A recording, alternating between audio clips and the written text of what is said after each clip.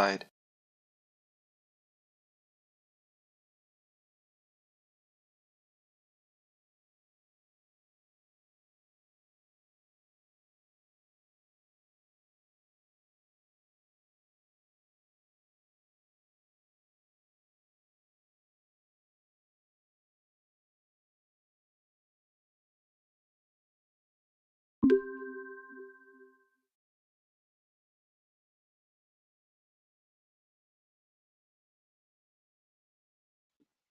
Hey, all. Hey there, Melanie. Hi, Emma. Did you enjoy your snow day? Yes, I did. I was very happy. Did you? Yeah, I worked all day, but I kind of needed it, so it was fine. Good. I'm glad. Well timed. I agree. It was like a nice little break after our Thanksgiving break. I liked it. Yeah, it's good, right? Right before we really get into the meat of it. Yeah. I know we have, what, 2 weeks and then finals. Yeah. This week, next week, and then a 4-day final week. So. Yeah, Randy, no snow days the third week of December. Otherwise, we have to go to school on Friday. Thank you. Would you like to, I'm happy to put you in charge of that decision. It's a really, really fun responsibility to have. Oh, I know. I really applaud you today. Like I told you earlier, I was thinking about you this morning. As the snow started to fall, I was very excited for you. It's as I said, it's always tricky when the snow is not falling, and you got to make the decision, right? It's not my favorite. Yeah. Well, you nailed it. Yeah. You got this one right. I had told Melanie, since we got a couple minutes, there's something. So I get these NOAA updates, like NOAA, right? The weather. And I usually get them around, like, before, in the couple days before a storm, like 4 p.m., 4 a.m., like usually every 12 hours. This year, they started offering calls with the meteorologists and superintendents. So like last night at 4 was the first one. And so you have a meteorologist from Burlington and a meteorologist from Albany, so that they can literally talk through the whole state, what to expect. They give a little spiel and then we can ask questions. And then we had one at 4:45 this morning.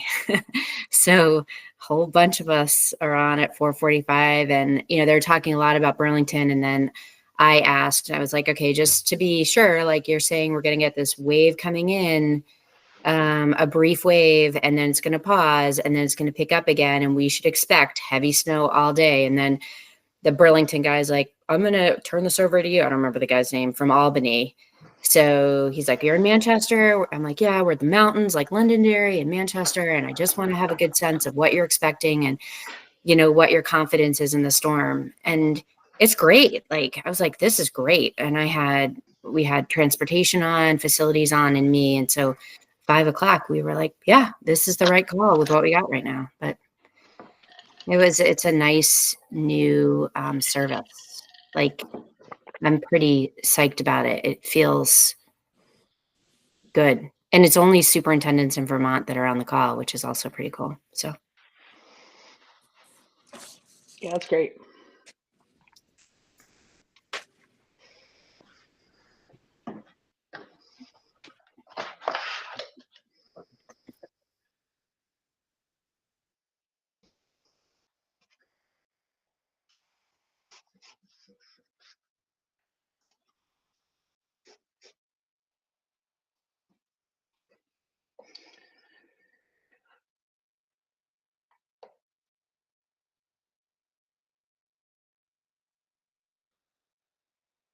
Is Jeff presenting today?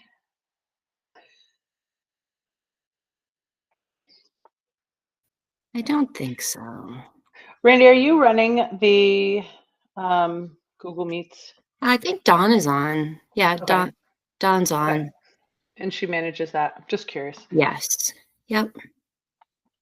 I'm used to looking down the table to see who wants to speak, and I think hopefully the hand feature, raise hand feature down below, will assist us a bunch today.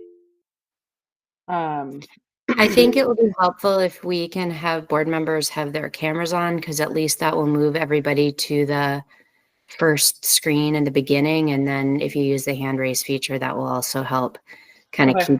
keep board members all in one place. Yeah, I've set it so I can have like 30 people on my screen, so I Yeah, might so not do see I. your Good. hand, but I should at Hey, least see. Sue, did you make it to the office? I'm here. Okay. Ugh, thank you. I really, It's really fine. Roads appreciate are it. fine. They're plowed. Okay. Do you have a Um, plow in the front of your car? Oh, I got a little baby car, but the roads are plowed. It's fine. So if anybody does decide ultimately to join in person, which I'm having a hard time believing anybody would, Sue's there and I they put can, a note outside for them to ring the bell for me. okay, perfect. Thank you very much.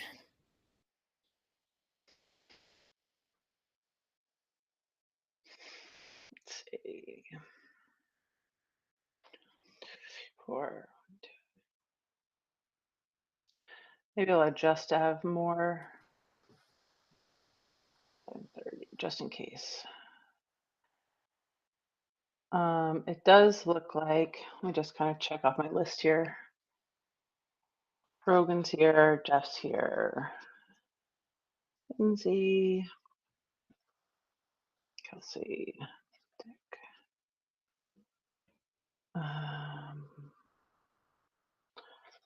Jim, David, Alex. I know, Can you see Alex? It's see Alex. okay. Is Ben on yet? I don't see Ben yet. Also invite, yeah, I don't see Ben yet, or Jessica. I know John said he can't make it. He's actually sick. And I don't see Ron, I don't think. Is that one? What did I say? Jessica, John, Ron, Ben. Okay. Well, it's 6:31, so I think we should probably go ahead and call the meeting to order. What, Ben just Oh. jumped on. Great, Ben just got here. Dawn, I think I saw that you might be recording. Are we recording now? Just give me a second here. Hang on. Sure thing. Oh, it says recording unavailable. You're not allowed to record this video call. Jim, can you just mute because I'm getting you interfering? All right, I can record this. Yeah, and we'll just have everybody mute if you're on the call.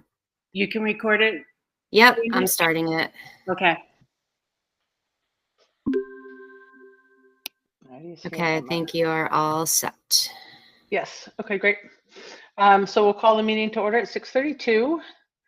And to make sure this is easy, it looks like Jessica, John, and Ron are not here, but everybody else seems to be here. And I guess I'll look for a motion to approve the agenda. And I'll make that motion. Great, thank you, Jim. And I saw I'll Kelsey. second it. Great, thank you. Yeah, let's because I'm sorry, also kind of Who's the seconder? Kelsey. Kelsey, okay. So I think I know I'm kind of going out of order here, but let's just real quick. Let's try to use a hand raise because looking down and noting, and it's a little bit hard to catch who's putting their hand up and who's heading down. And hopefully that'll help us navigate this new and yet familiar space. So any discussion on the agenda? Anybody feel like? We do have an addition to the agenda for hiring, which the board heard this afternoon. So we have a middle school principal hire to add to the consent agenda. So Which hiring is that, already on there, but Okay, So so I'll just clarifying. amend the motion to approve the agenda to approving the agenda with the additional hiring item in the consent agenda. I'll second it again. Okay, great. Any discussion on that? I'm not hearing any hand raising. So all of those in favor of approving the agenda, please signify by raising your hand. 2.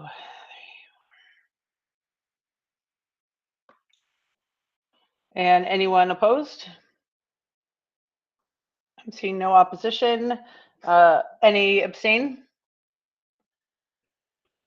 All right, it's approved with no opposition.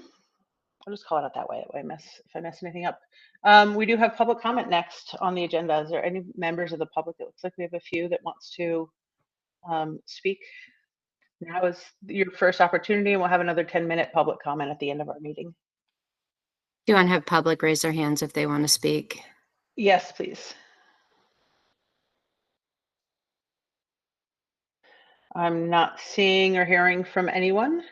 So let's go ahead and move on to item 4.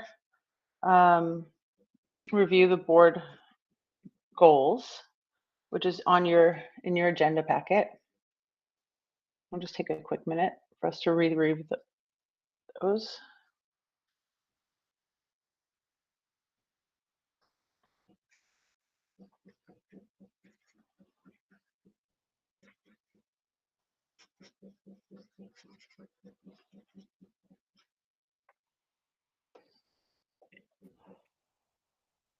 Okay.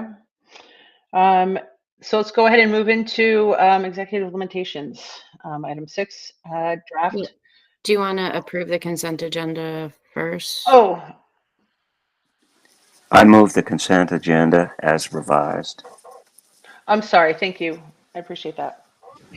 I'm like looking at my paper. I'm like, I know I missed something. Okay. I'll Consent second agenda. that. So Dick Dale will first, Jim Salzgiver second. Any discussion on that? Okay. I'm not seeing any hand raised. All those in favor of approving the consent agenda, please signify by raising your hand.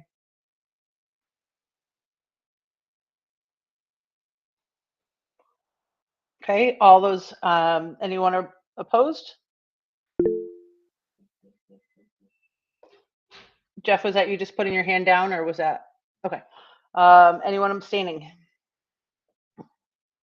Okay, the consent agenda is approved without abstention or opposition. So now let's move into the executive limitations. Did the consent agenda also include the request for sabbatical? Yes. Yes. Thank you. So we can talk more about all of that when we get to the superintendent report if you want. I think you've approved it, but it's there. So it's another opportunity to talk through it. Yeah, like all of those items are in there. So. Thank you for that. All right. Yeah, executive limitations. Randy or Sue, who would like to jump in? I will. I'll get us started and then turn it over to Sue. With all the changes and all of the activity in our office in preparing this budget, we, Sue and I talked through the best approach and strategy for this year. So it's a little bit different. What you've got in front of you for tonight is really what a draft budget would look like if there were no school closures. We know that the community, that you as a board, everyone is interested in kind of where are those savings points going to be? What would the budget look like prior to closure, prior to reductions in staff? So we are still working through all of the hiring and staffing details over the next couple of weeks. So we wanted to give this to you to be able to look at now.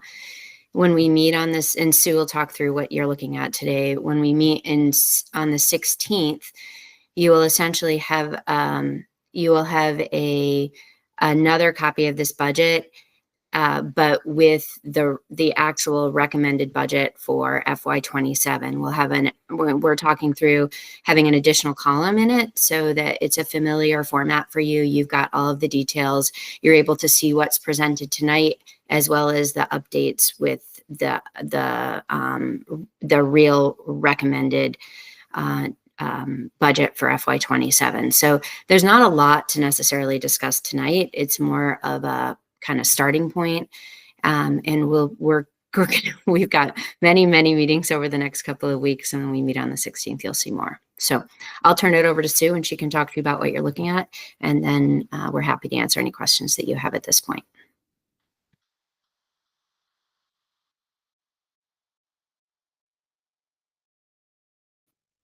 Sue, are you all set to jump in? Is she frozen? Are you frozen?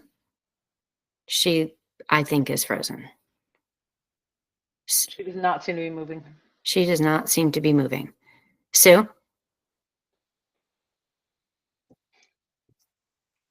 Maybe turning camera off. Sometimes that helps. I don't know if she can even hear us. Let me just give her, just pause for a moment. Let me give her a call or text her.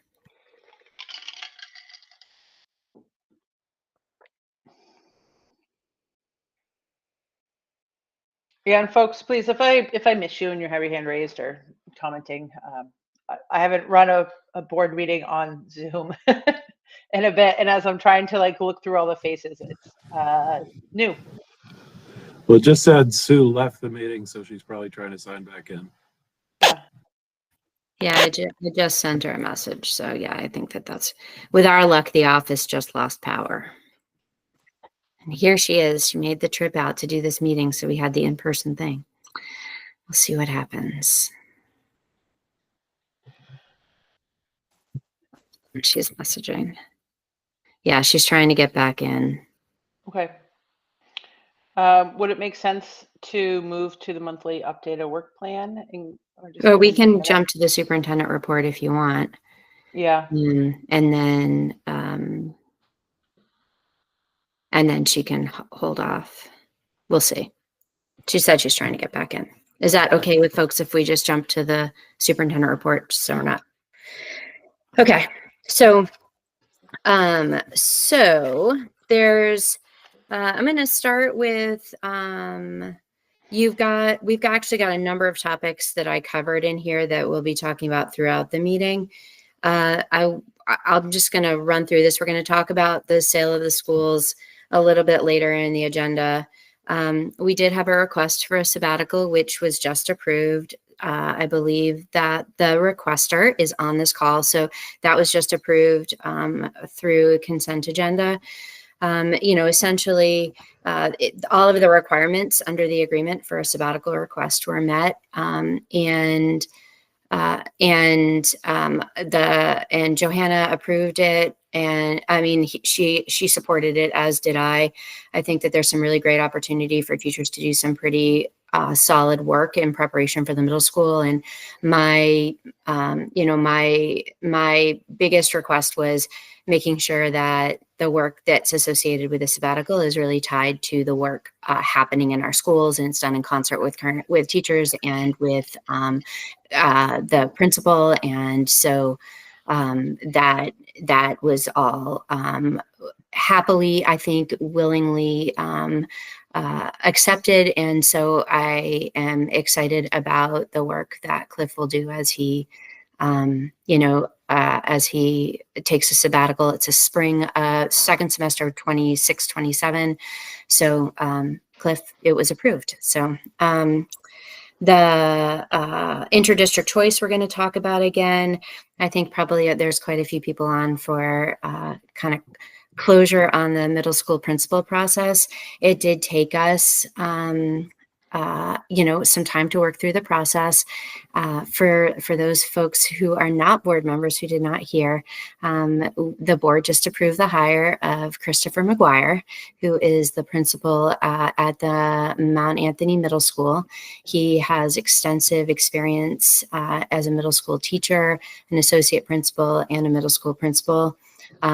He is very, very excited about transitioning from MAU to the BRSU, and excited to launch the work we're doing at the middle school. And he was a top pick of the committee, and Melanie and I conducted final interviews, and everything kind of pointed to Christopher. So congratulations to Chris, and thank you to the board for that hire.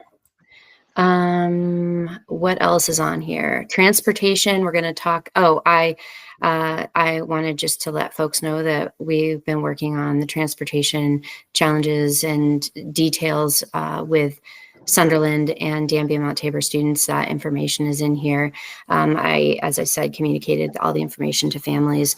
We are going to add a third route to make sure that from Danby and Mount Tabor, just to make sure that we've got reasonable ride times for kids. And so we've got the funds, and the routes look really solid to me. Our team spent a lot of time working them out. And, as I told families, details will be provided on the exact stop times and all that stuff the same way it typically is.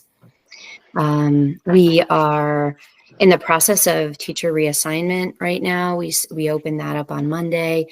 It'll stay open till like a survey to get information from teachers.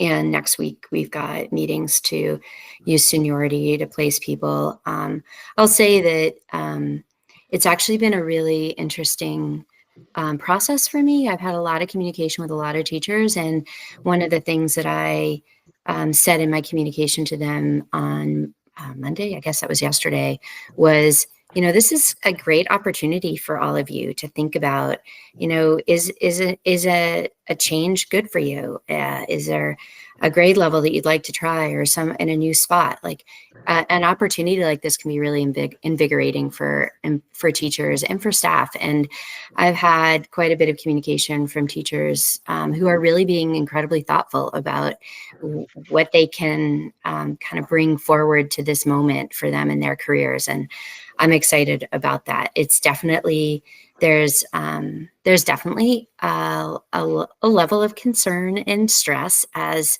I think is very understandable, but there's also an element of excitement and opportunity meshed in with that as well. So, and then the last thing on my report is that Rosanna Moran, the principal of Dorset School, will be retiring at the end of this year. So I wanted to let folks know that. And so we're excited for her, and thank her for the many years of service that she's given to the Dorset School. So yeah, I'm happy to answer any questions, or if you have want to talk through anything that's in my report. I love this new number feature.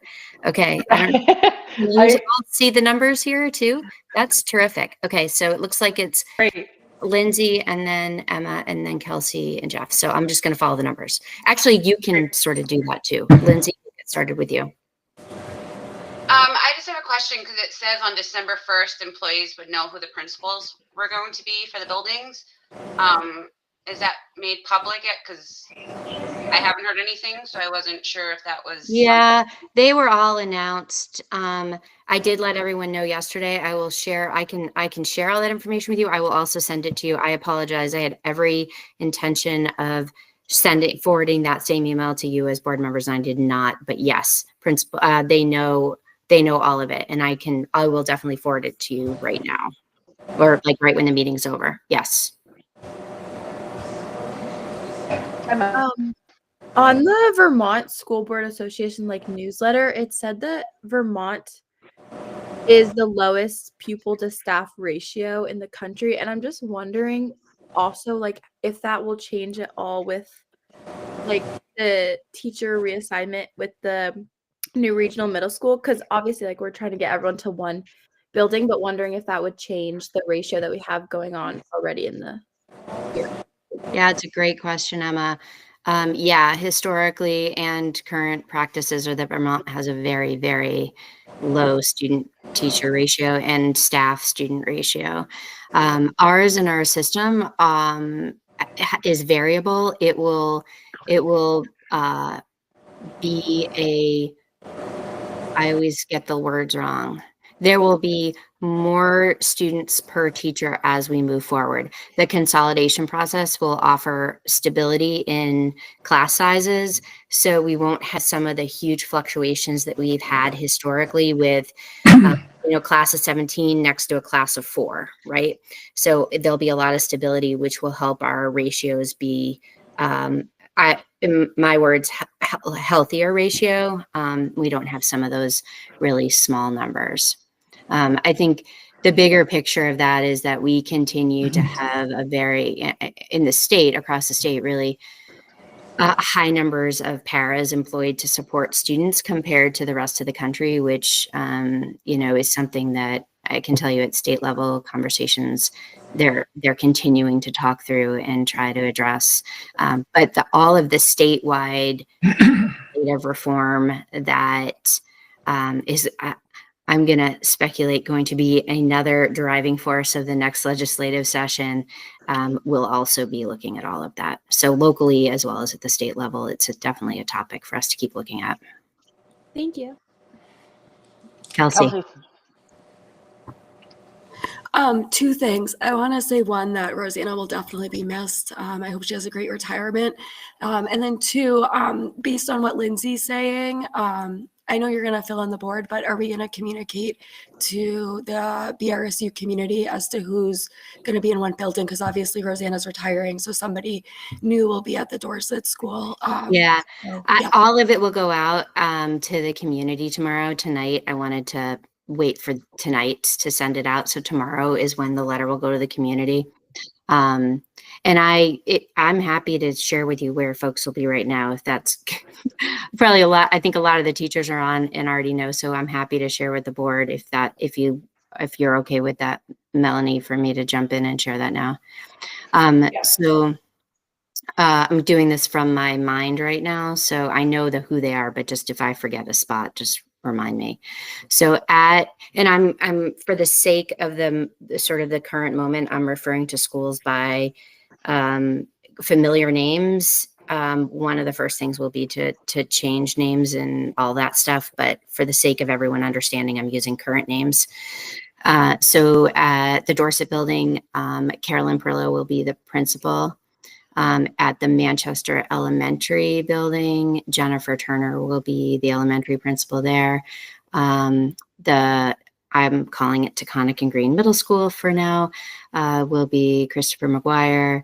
Johanna Laskowski-Dope will be at Floodbrook. Brooke DeBonis will be at Meadowy.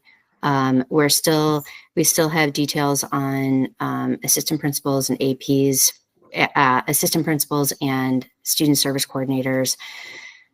Brittany Golden will be the assistant principal at the Taconic and Green Middle School. Beth will remain at Floodbrook as AP and student service coordinator, and we're still got a couple other positions to fill out. But I will send you all the information in writing, so you've got it. Okay.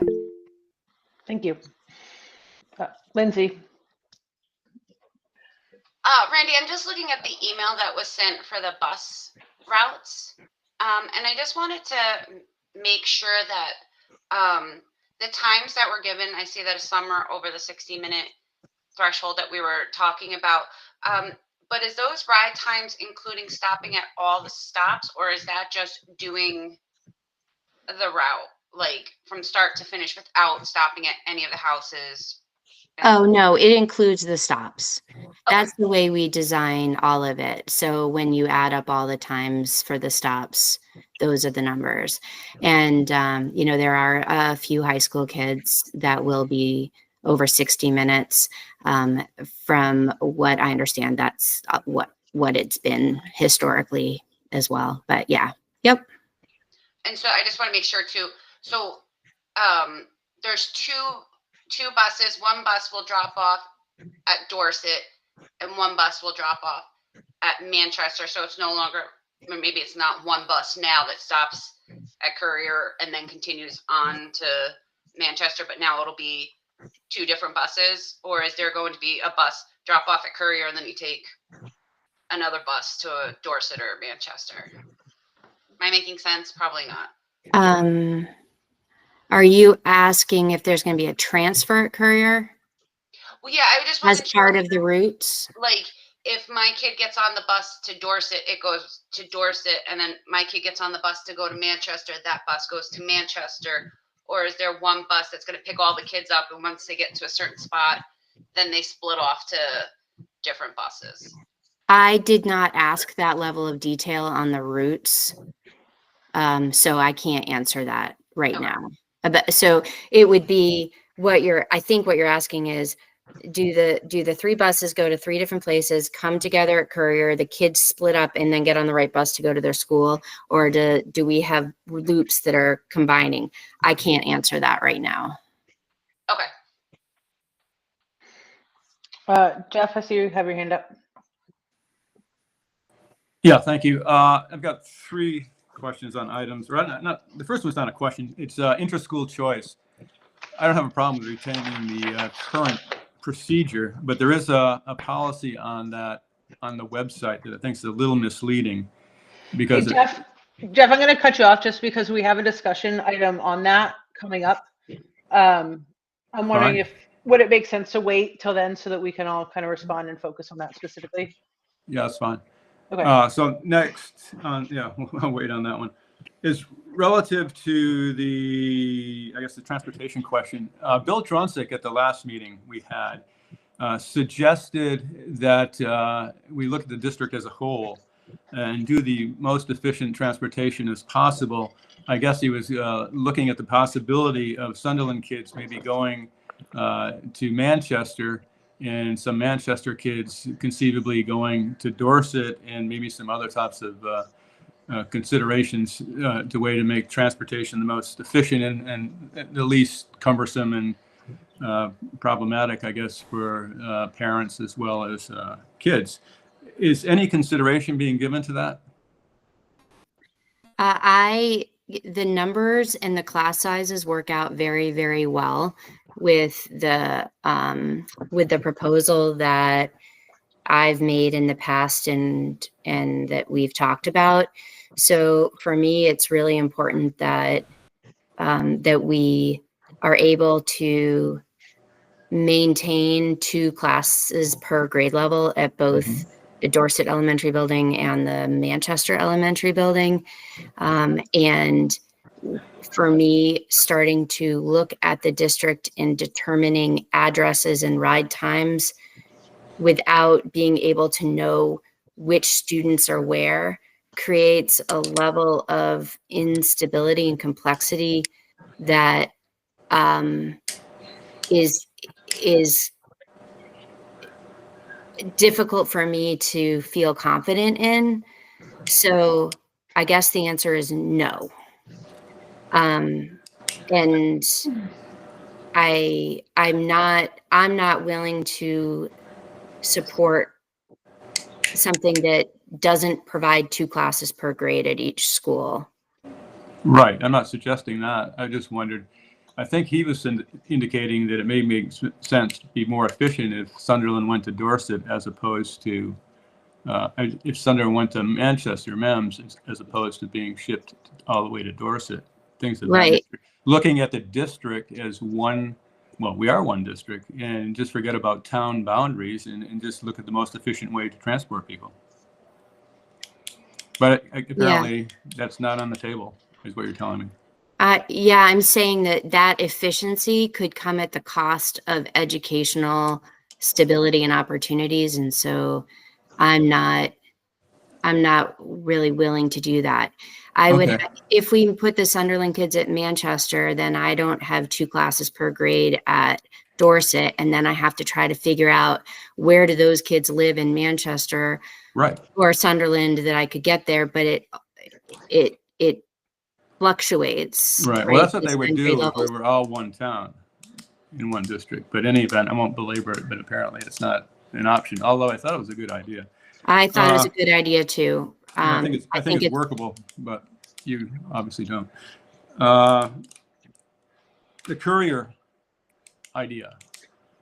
What are the financial implications to the district? When you're talking about regionalism, does that mean outside of the district, meaning we would offer or that new facility would offer services to maybe Meadowy or Mill River up area, or who knows where.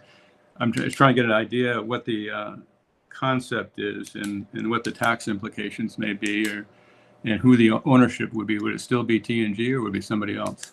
Yeah, so we're going to talk about that. I think also we've got an agenda item. I don't know, Melanie, if you want to have that conversation now or if you want to talk about it. Yeah, Jeff, I hate to put you off again, but I do think because we also have to talk about the Sunderland School at the same time, it makes more sense to have.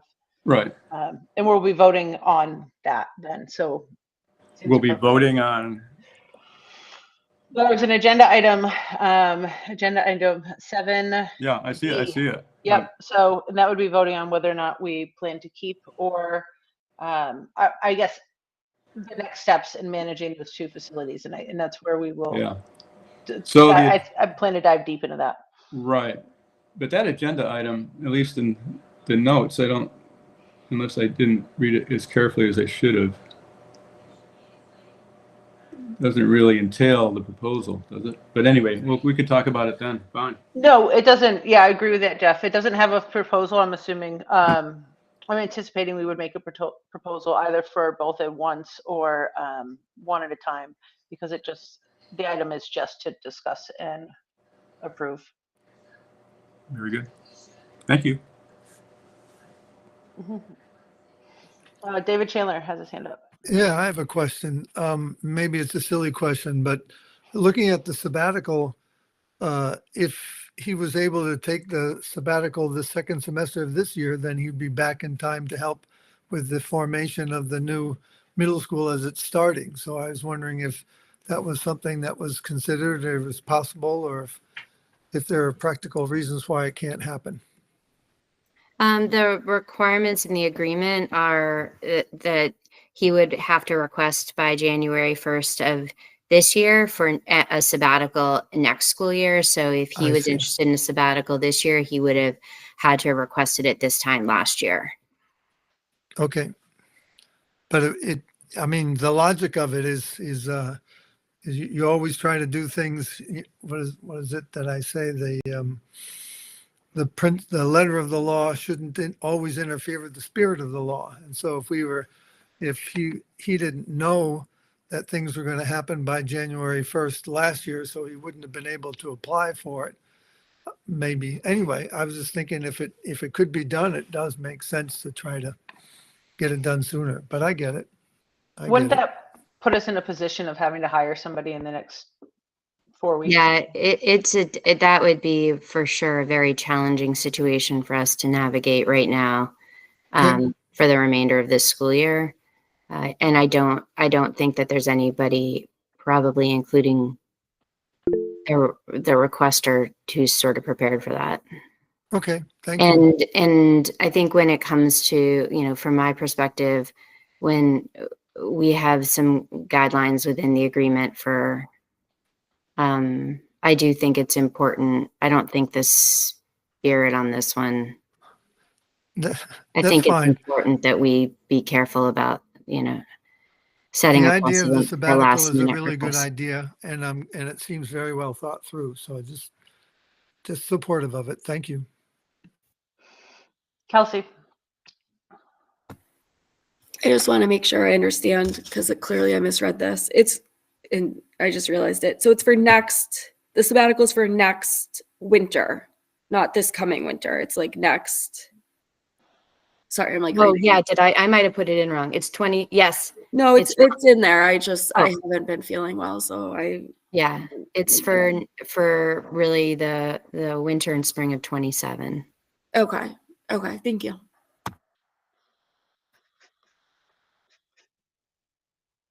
Any other questions? Okay. I'm not seeing any. So, and Sue, you're back now? Yes. Yes. All right. I apologize.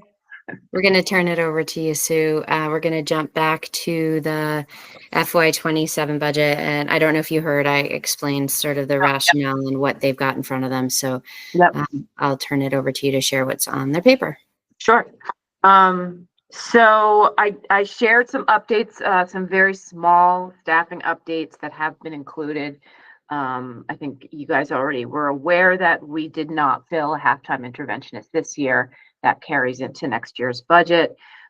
We do expect an increase in need in special ed para educators. Right now, I have one position in there. We're still in conversation about what the needs are for paras. So that might increase a little bit more in the next draft that you see. One of the biggest things I want to point out is we have added some costs back in the budget for after school programming. This is a placeholder right now. We're just currently talking about whether or not it makes more sense for the district to run the program versus contracting the services out, which is what we've done we started doing it last year and we're doing it again this year. So we're talking about whether or not it's in the best interest of everybody to move that back into something that's locally operated. It's a challenging program to run no matter how you do it because it's got significant compliance at the state level, and staffing is always difficult because you're talking about a small period of time in the middle of the day, basically, for people. So it's always a bit of a struggle to make sure we're fully staffed, but so that's in conversation. There's also some offsetting revenues that we would expect to get to cover part of the programming, and so that's a placeholder for now. We talked a little bit last time about secondary enrollment, so you can see that we're down in secondary enrollment, and I did put I didn't give you the entire budget because you'll see that in the next draft. I gave you the summary of what the changes would be from the FY26 to FY27 budget, but I did want you to see the tuition pages. So if you were to go to packet page 14, and we can take a look at our secondary program, packet page 14 and 15, but 14 shows you we have that enrollment variance that we knew about for this year. We're down 7. And you can see we're going to continue to go down next year even with including those additional 30 students.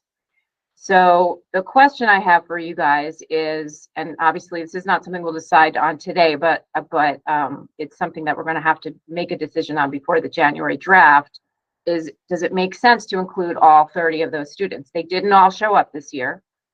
They have in the past though, right? This could be just one of those anomalies where we have a blip year and we don't see as many incoming students. I think overall, it probably will depend on when you see the budget, right? What are we proposing? What does it look like for ed spending increase? What does it look like for tax rate? It doesn't hurt to have that extra money in there if we feel we can afford it based on what the budget shows. So I just want you to be thinking about that because we definitely are seeing that decline in the secondary program. What I do want to make sure you're aware of, though, that you saw on my little write-up is that the BBA tuition rate, we don't know what that is going to be yet. So there's just sort of a ballpark number in there, but that's not their actual rate. Okay. Sue, I think Jim had a comment, and I might ask a question too about the secondary enrollment. Sure. No, just curious about, while we've historically added, 30 per year, last year we had a bit less than that, but historically we've had more than that in many years, right? No, actually, I think we used to put 15 in the budget, and then a couple years back we saw it shoot up, so we bumped it up to 30. Okay, so our history over the last few years is the last couple years. I think 30 has been the right number for us to use. And I'm happy to actually go back. That's easy enough to do. Go back to the last 5 years and say where would we have been without that new enrollment number, and where did we land with the new enrollment number, just so you can sort of see the historical pattern. I think that would be helpful. Thank you. Sure. Yeah. Sue, I want to ask also, I understand, we're being knocked down to 18 independent schools throughout the state. And from what I understand from Act 73, I believe that means that our tuition will continue them if they're already enrolled. Correct. Until they graduate. Correct. So is it possible, do we have the data, or is it worth looking at how many are graduating out of that as we adjust this number kind of moving forward? Is there 8 seniors right now? Yeah, I mean, though, if we have 8 seniors right now, they are already adjusted out of next year, right? Because we're going to take all of the seniors. Right. And so but I understand what you're saying, Melanie. I think that when you look at this, you can say in FY27, when you compare 20 to 16, that's so what you're seeing there. If you look at the tuition for out of state, I'm not including some of the in-state that are also going to age out. But if you just look at the tuition out of state, those off, they're off the table if they're not already enrolled for all of those schools, right? So there's 4 seniors because we're going from 20 to 16. They're graduating, and as those 16 are going to continue to decline, obviously, as they graduate. The question, I think, is are we going to see less people living in our districts with those 16 high school kids because they can no longer send their kids out of state?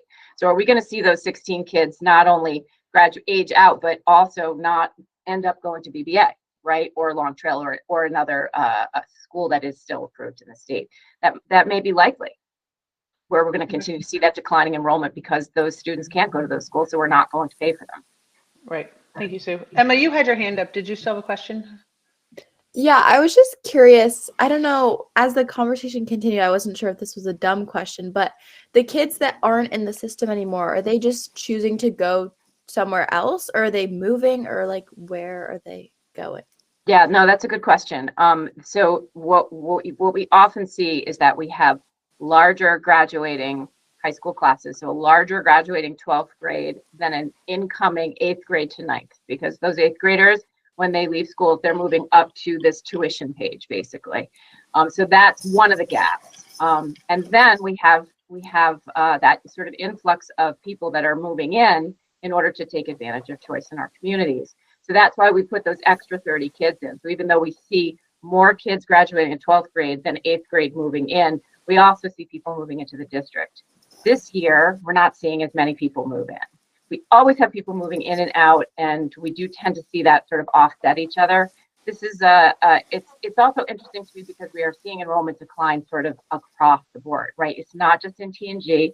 We're seeing it in Medowee. We're seeing it in Winhall. It's not just at the elementary level. It's at the secondary level too. So there might be more going on with respect to people living in Vermont that is not just specific to us and tuition students. Okay, thank you. Lindsay, you have a hand raised. Sue, I just have a question because I thought I heard rumblings that title funds were going to be different. Are title funds for TNG, or is that under BRSU's budget? So the title funds are under BRSU, but they impact TNG, right? Because we have positions that are working in our TNG schools that are federally funded. So yeah, there's lots of rumblings. We don't have the answers, and we don't know that we're going to have the answers for what federal funding might look like next year. I will have something on that for you in a couple of weeks when we look at the next draft. And basically, we don't know what the funding is going to be. We have to decide whether or not we still want to support those positions and what is the best way to do that. So that's what we'll talk about in the next budget draft. So there will be part of that with the TNGs. Yeah, absolutely. Okay, thank you. Thank you. Dick, you had your hand up? Yes. My concern is that we're discussing whether or not the 30 students is an appropriate value. I think Jim had a powerful argument for taking a look a little bit more at the history, recognizing the general pattern is to decline numbers, and recognizing that the state legislature may in the future do something different. Last year, it seems to me that we got a very large increase, unexpectedly large from my perspective, on the BB&A tuition. It seems to me that we might want to hold off on where we land between 15 and 30 with respect to A, the decline, B, the extra tuitions that may be charged, especially given the funding at the federal level is problematic at this particular point. If we can nail down that extra piece,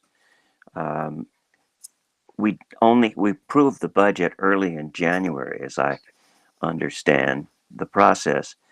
It might be prudent to wait, from my perspective. Yeah, I agree. I don't think we're deciding that today. I think where the overall budget lands, what the tax rate might look like, all of that factors into your decision. Because at the end of the day, we don't know how many high school kids we're going to have next year. We're doing the best we can to make sure we have enough budgeted to cover what we think might happen. And when we don't know, I think all of those factors, as you said, Dick, they play into the decision. And I don't think we can make it until January.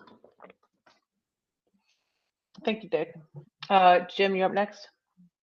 Yeah, this is a separate issue, but having, the BRSU board went through the first draft of the general budget at its last meeting. And I noticed in here, you mentioned BRSU assessments, but there was one thing that was noted when we went through the general budget, which was sort of a shift of direct charges versus assessments at the BRSU board. So I just you're going to get into that? Well, so not direct versus assessment, direct versus a bill back. So right now, right now we have, so it won't impact the BRSU assessments, but right now we do have, a handful of positions that are funded, they're employed.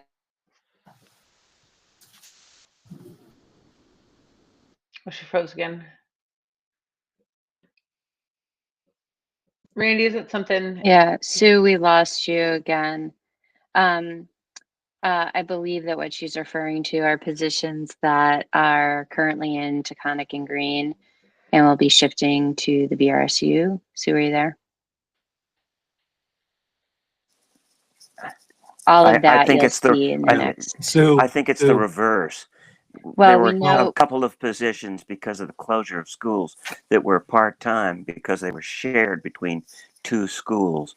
And that, because of what we decided, is no longer the case. And I recall that Sue said that those positions would now come back if the places where those people are employed are TNG schools, to build directly to the TNG schools. Part-timers, yeah, two so it's a different schools with combination of things. BRSU.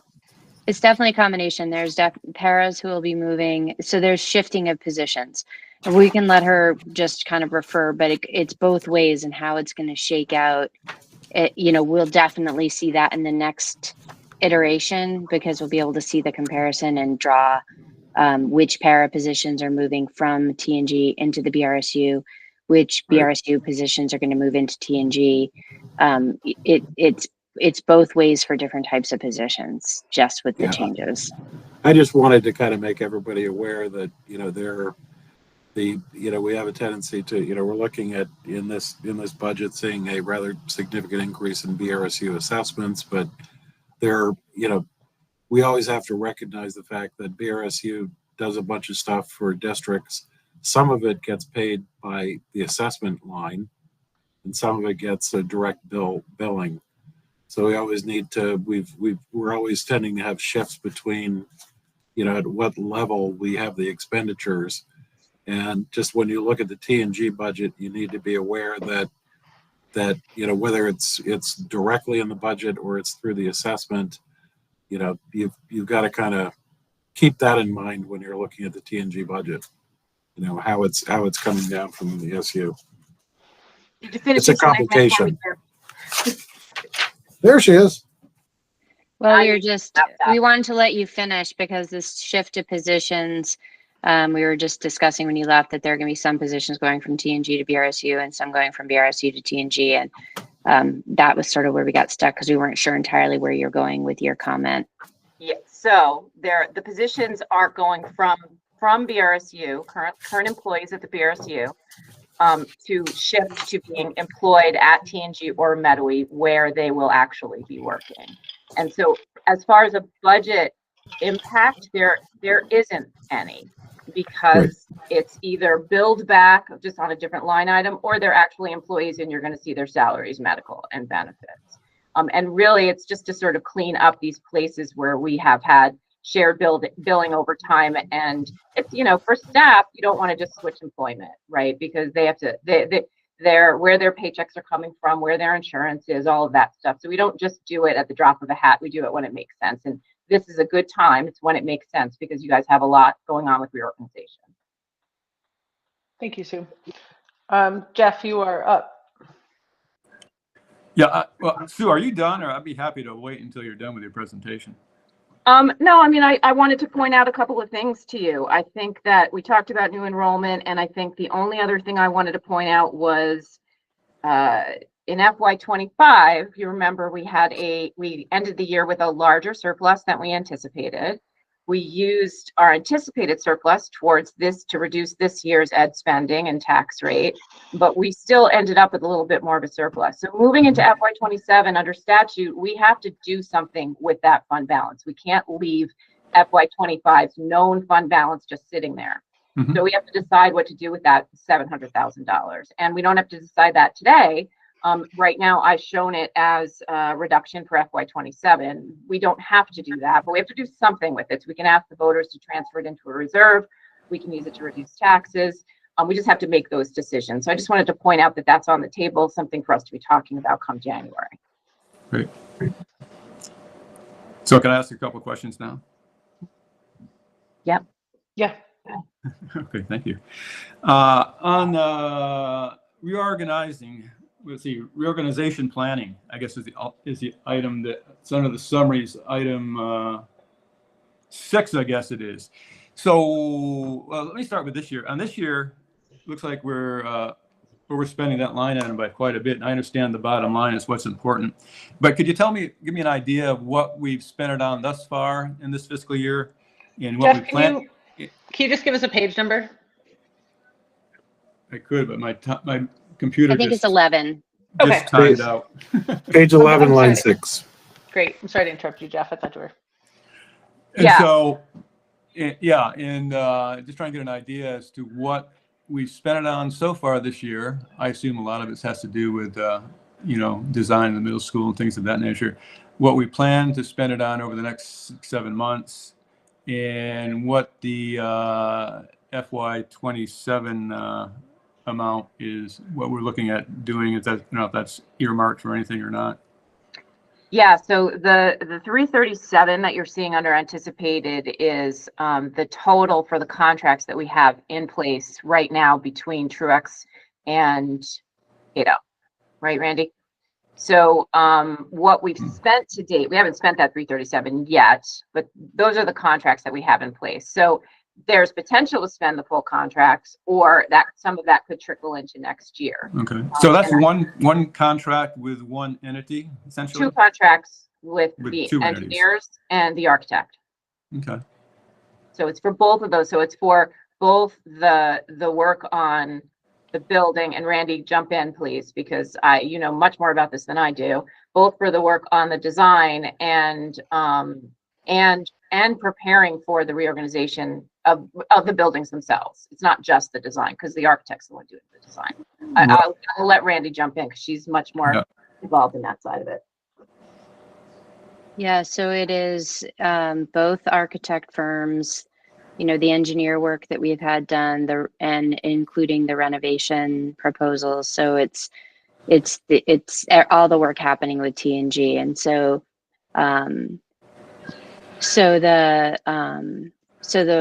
the work now, it continues to be just the iterations and the designs,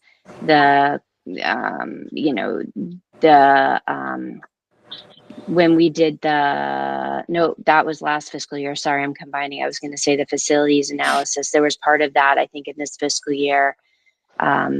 And all, like I said, all the engineering, the costs, civil engineering, the traffic control, the wetlands, the water, everything that we've spent to this point.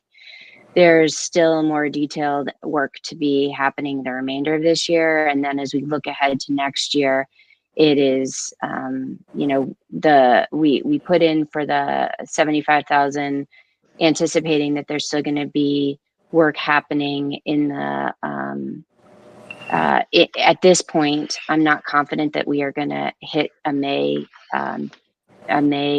bond vote at that timeline. So I expect over the summer for there to be the last minute work that they're doing, the presentations, the work happening for us to prepare for the bond. So that's what the 75,000 is for that. I'm thinking the work between July 1st and potentially a November vote or August vote. Okay. So anything, this is all preliminary design essentially, but anything that gets into final design will be wrapped into the bond issue. Correct. Yes, the final details of the renderings when it gets down to the minutia of electrical, construction, heating, all that, the work will be in the bond. And the earliest you see that happening is in August, the bond issue vote? I think so, because I put them on, I felt like for better or worse, I made the executive decision to say we're just going to sort of pause for this meeting and let us get through budget in December right now. Give us time to just sort of sit with the school closures in this next step and not push forward this month with more conversations. So we'll start those conversations up again in January. I've got a meeting with architects tomorrow. And I just think the reality is I'm still waiting on, still working through a potential site, and I'd rather get it right than rush it. Yeah, I agree. Okay. So a couple other questions I have since I'm up, I guess, is that, Sue, on what are you feeling about taxes? I know we haven't come down to the bottom line, but the commissioner issued the tax commissioner issued his letter yesterday. It's an unusual letter because there's a lot of commentary in there. You got that too, Jeff. Yeah. Critical commentary. It's certainly not totally, I say, objective, but they're looking at he's looking at, based on the yields and other information that he's gleaned, almost a 12% average increase in tax rates, I guess. But could you, let me start with this. Are you going to be able to give us an estimate of tax impact at the December 16th meeting? From a letter that I read from Schuldeis, it looks like there's been modeling done relative to the CLA. He's got the yields and things of that nature there. So we should be able to generate something based on whatever we devise, I suppose.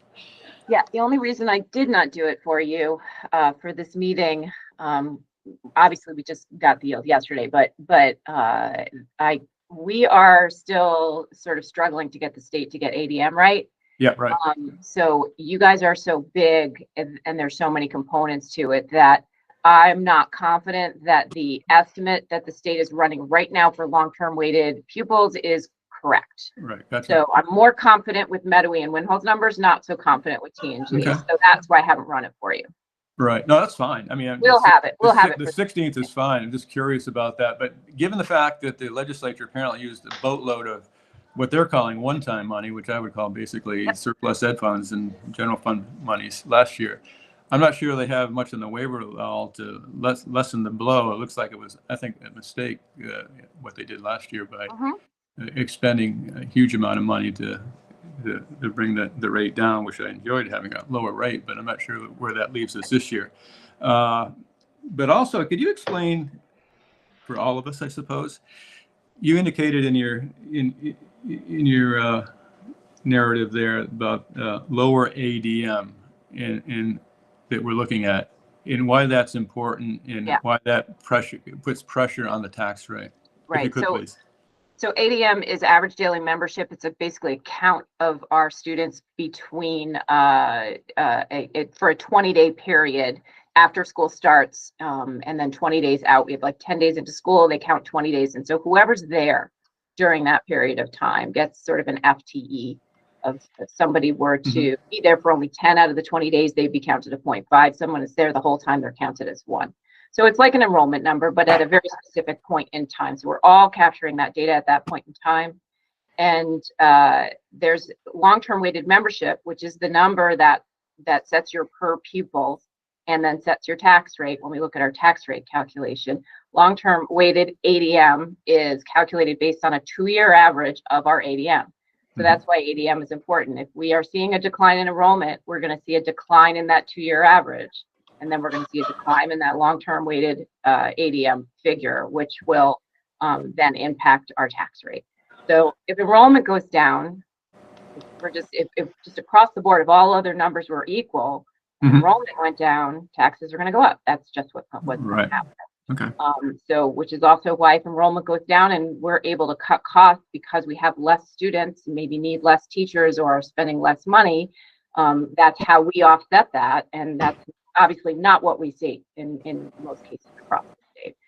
Yet we are all continuing to see declining enrollment. We've been talking about that for years, obviously. But this is a big year. We saw a pretty big drop this year. I was actually very surprised when I looked at enrollment numbers for September. Okay. So that could be problematic unless there's a concomitant drop in expenditures, or at least it could be. On the other hand, the yield did go up 3%, so that's good. That's offsetting. And we have hopefully some funds, maybe not as much, but we could draw from tax stabilization to sort of keep that $1 million going, as an impact to the tax rate. So we have some things we can work with. The CLAs are up. They're available to anybody who wants to see them. The estimated CLAs, so that was new this year, where they started it last year, where they're letting us know what they think town CLAs are going to be. So that lets us do a calculation a little bit earlier. So that's nice. Those are on the property website. I have not looked at them for our towns yet. Great. Thank you very much. Appreciate it. You're welcome. Can I just jump in, because I think that Sue brought up an important point, and I think, Jeff, that was great to talk through that now. What Jeff and Sue were just talking about, right, is building a budget that addresses changes in enrollment, right? That's like the fiscal responsibility. We've been talking about that a lot as a system for the last few years. We build our budget, and we're conscientious about that. You are as a board, we are as central office leaders. The challenge with a funding system like we have in Vermont is that us behaving that way, making those decisions, does not directly correlate to what our tax rate is. So if there isn't a mechanism that essentially, I'll just use the word forces for lack of a better word, but forces that ceiling on everybody to be attending to these numbers as carefully as we are, we end up with these increases in taxes that everyone is paying for. And at the end of the day, right, we don't need to talk about, right, the letter was pretty interesting. I'll just leave it at that. But right now, the impetus as the legislative session is beginning, right, is, wow, we've got this huge increase. It's going to add wind to the sails of the educational reform in the state. And this is just another example of the same things continuing with no ceiling. So I think what's really tricky is we can do the right things and be responsible, and our taxpayers are still going to see an increase because that's not consistent across the state. And if up until this point you didn't really understand why we need to change how we're doing business here, this is just another reminder of that. Thank you. Kelsey, I see you also have a hand raised. I have two things I want to just briefly mention. One, sorry, Jeff threw me off. It was great, but sorry. One, I think it's great that we're adding after-school programming costs back into our budget. I think parents would be really happy about that. and how our students will best be served. I don't know if you guys are doing like a survey or whatever, but from what I heard, I think that would be great if we can bring it back in-house. Also, I just want to clarify, we get the cost back for that, right? Because people are paying for that, no?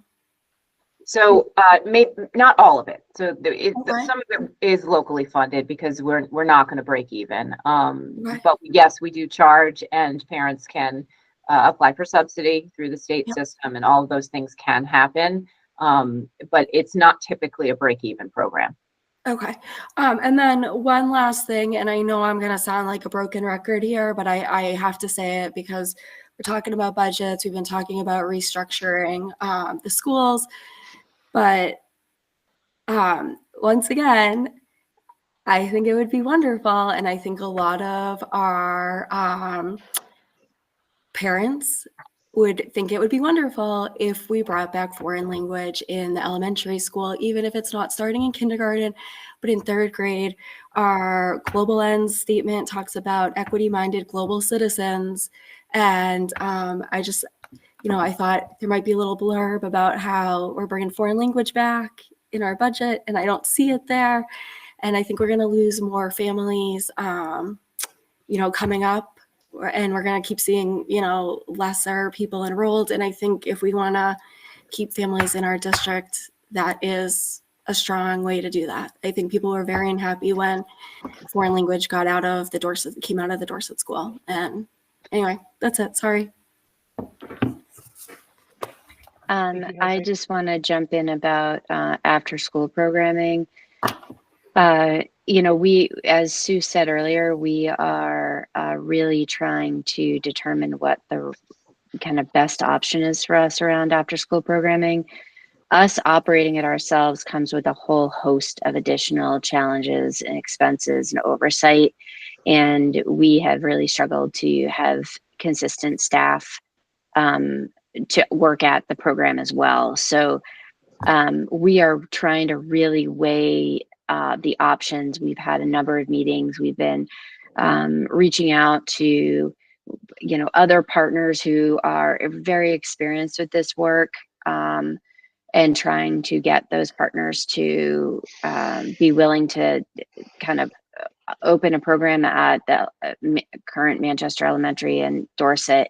We haven't had any luck. We're continuing. We still have one more meeting on the books, but we've looked at, Big Brothers, that's not the right word. The Boys and Girls Club. Boys and Girls Club. Thank you. Sorry about that. Boys and Girls Club, the Y. Yeah. We've been reaching out to the collaborative, trying to see if they'll expand down into the valley, like really looking for partners with us in this, because most communities are not trying to run a program internally. The restrictions and the guidelines are so challenging to operate. So I really just want you to know that we put the money in and we're thinking about that because we know it's important, but we're still actively involved in conversations about how we might provide programming. I hear you, Kelsey, about the world language, and we can look at that. I think as I'm more than happy to bring something, include an additional teacher or two. I can look at the numbers and what that might look like. But again, at the end of the day, we're also trying to make sure that we present a reasonable budget. So I can look into it and we can have it for discussion next week as a board, figuring out, we're going to have a lot to think about, as Lindsay talked about.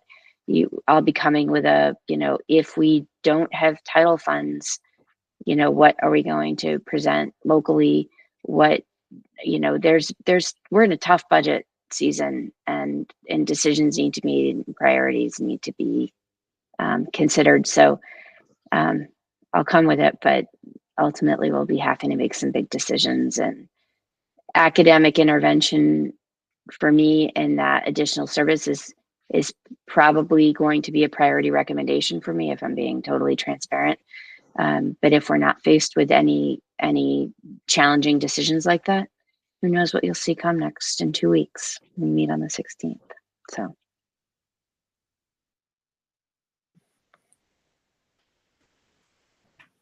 I just have a quick question, Sue. As a as an introduction, Randy said that this budget was developed as if there were no changes, and um, you're going to be making some changes. You'll be shifting the changes and the costs around for the December 16th meeting. So I was wondering, you've got a $42 million budget. Do you expect it to be still stay in that ballpark, or you expect it to change dramatically? I really don't know how to answer that, David. I expect it to change, maybe not dramatically. I mean, I do expect it to go down, but I don't expect it to be a huge dramatic number.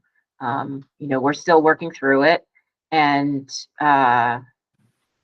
there are still places that we haven't finalized, like special ed assessments. I'm finalizing the special ed budget this week. There are some changes to special ed coming too. So yeah. Suffice it to say, when I, as Randy said earlier, when we provide this in a couple of weeks, we're going to give you the side by side. So I think it's really important for you guys to see what would it look like if we hadn't made changes? What is it going to look like as we make the changes? And where are those increases and decreases, right? Where are we seeing the savings? And where are we maybe spending a little more? Because we are operating differently. It's not just about closing 2 schools. We are operating differently. Middle school is now added in. So there are changes for both reasons. So I think it's important that you see all that. Thank you. Emma,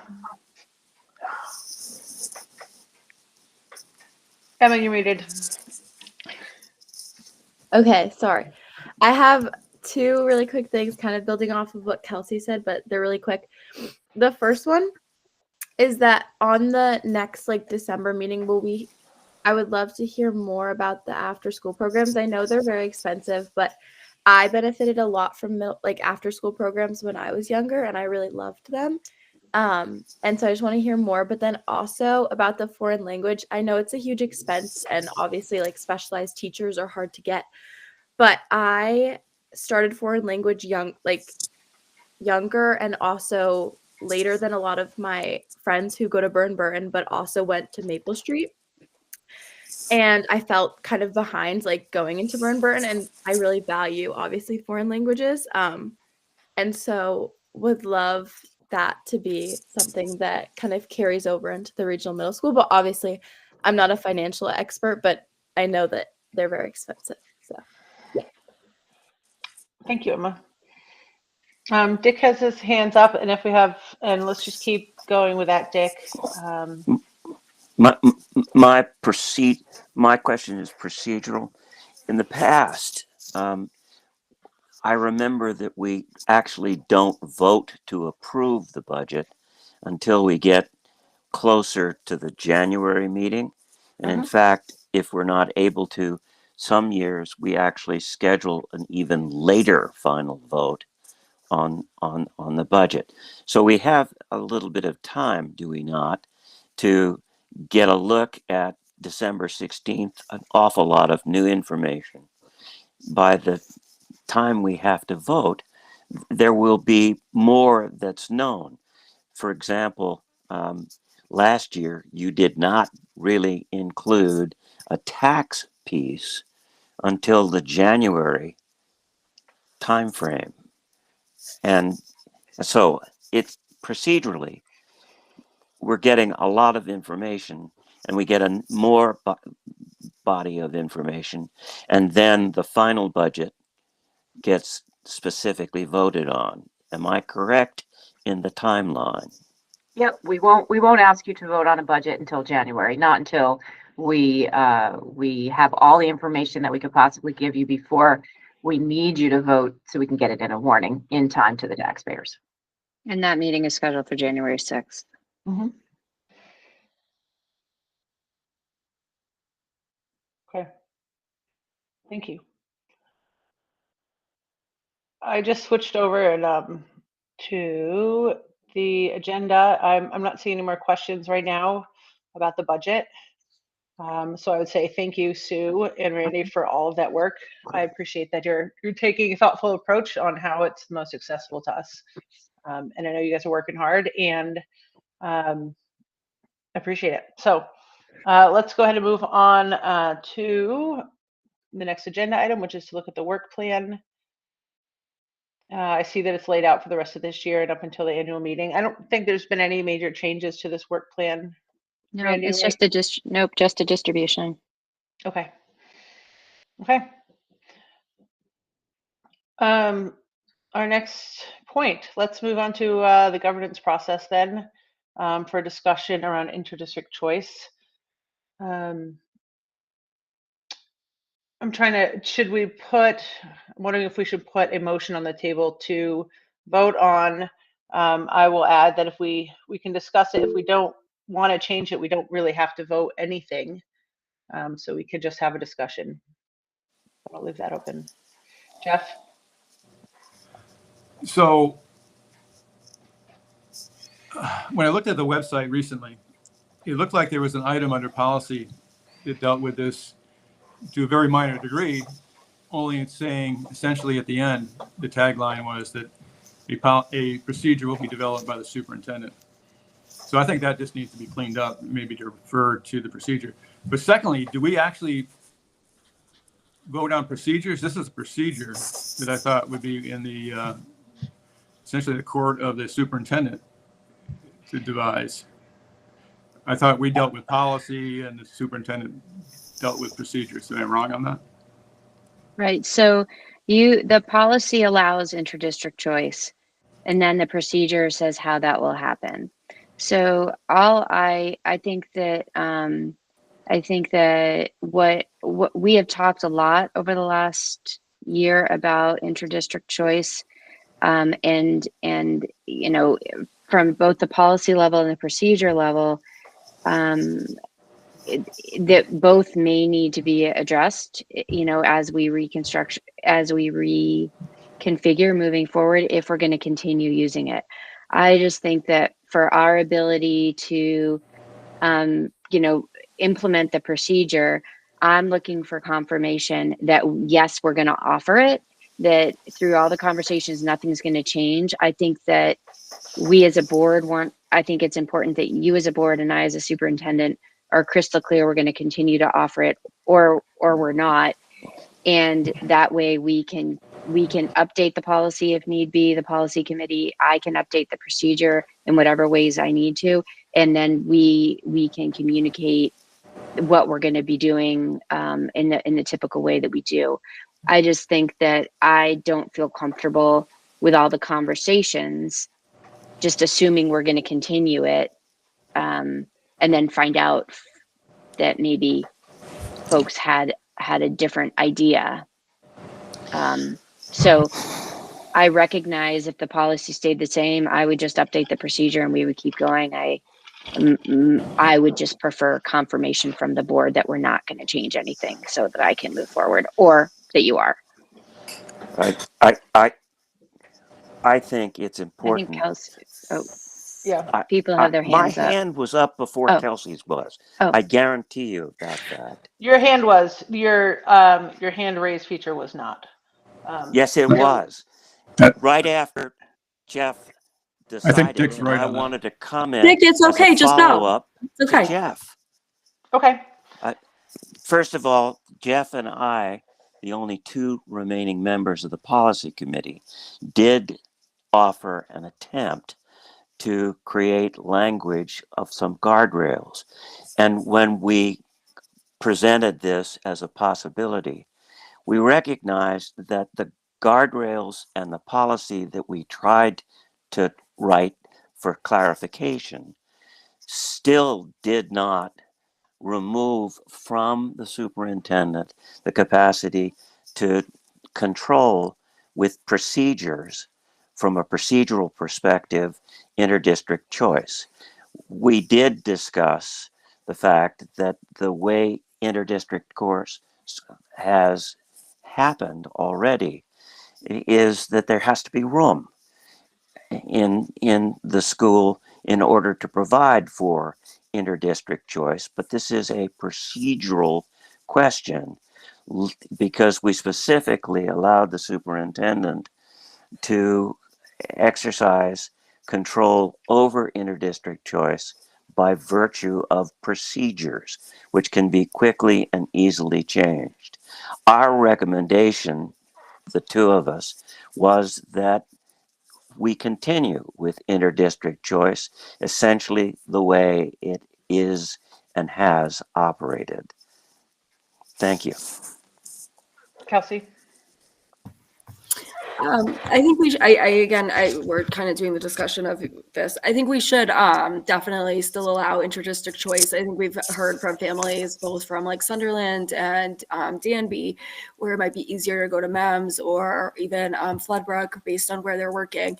And I don't know if this is covered under the procedural thing or if you guys would have to write it into the policy. But I've said this before, but my concern is, again, like if people in a class want to move out and then the class would be too small, is there some way we could word that in there that we need to keep class size large enough that we can offer? Do you know what I'm saying? Yep, that goes in the procedure. Okay. Yep. Thank you.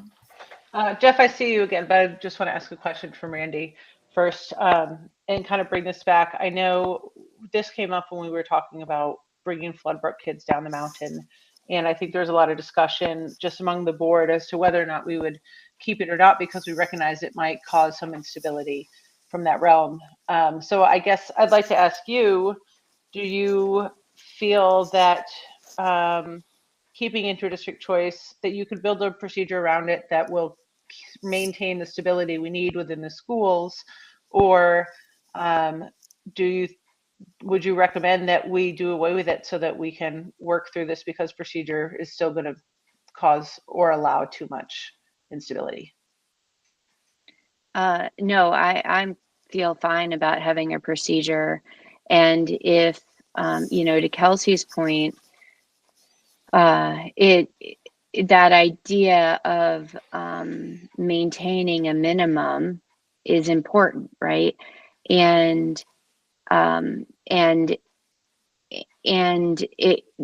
it can definitely generate some response from folks when if the restrictions are put on that they can't access interdistrict choice. I can tell you from experience that when it's not an option to access interdistrict choice because there's no room in a class, people that accept that better than you can't go, because if we're not allowing anyone to leave this particular class because we're maintaining numbers, that is for sure a more frustrating pressure point for families. But we've done it. And if that, for sure is part of what the interdistrict choice policy and the board intends, then that just gets built into the procedure, and it's how we do business. Thank you. Jeff? This is a little more complicated than I anticipated, but so currently there is a policy that is about a sentence and 2 sentences long, and there is a procedure that's obviously more extensive. The policy essentially says the superintendent will develop the procedure, but it's a little misleading in that the policy leaves the reader thinking that that's something to be done in the future unless they actually look down and see the procedure. So I think a very minor tweak of that policy or the elimination of the policy might make sense. That it's a little editorial comment, I suppose. And secondly, I think it's a mistake for the board to start voting on procedures. The board, under policy governance, should leave the actual development of procedure to the superintendent and the administration. But it's all right to test the waters, I think, is that's what you're looking for, Randy, just to make sure that she is enough in left field with the procedure but I'd hate to see an official vote on the procedure. I think it's a mistake to do that. And finally, when Dick and I were talking, I think we were talking about two things. We were talking about interdistrict choice. We were also talking about a policy maybe to address these requests that we've been getting, and I think there have been 3 of them so far, of K through 8 parents who want their kids to go someplace else outside a district, such as to Maple Street and have the school district pay for it, or to Long Trail or to Arlington. And that's sort of an issue that if the board agrees, the policy committee, I suppose, could deal with, and I think you can address it in short stead. But I don't think we should be conflating those 2 issues in 2 separate issues. Yeah, and Jeff, we have later on the agenda, we'll appoint a policy. At that point, we'll need to reappoint it. At that point, we can give them that charge and kind of lay that out. And I think absolutely that's one of those, I've heard that come up. That's one of those things that we can do. And I know from the agenda planning committee meeting, the intent when, the interdistrict choice, the intent was never to rewrite the procedure at all. It was just to make sure, I think, because we've kind of gone back and forth and discussed it at meetings, to make it clear whether we intend to keep it or not, and allow Randy to create that procedure. What's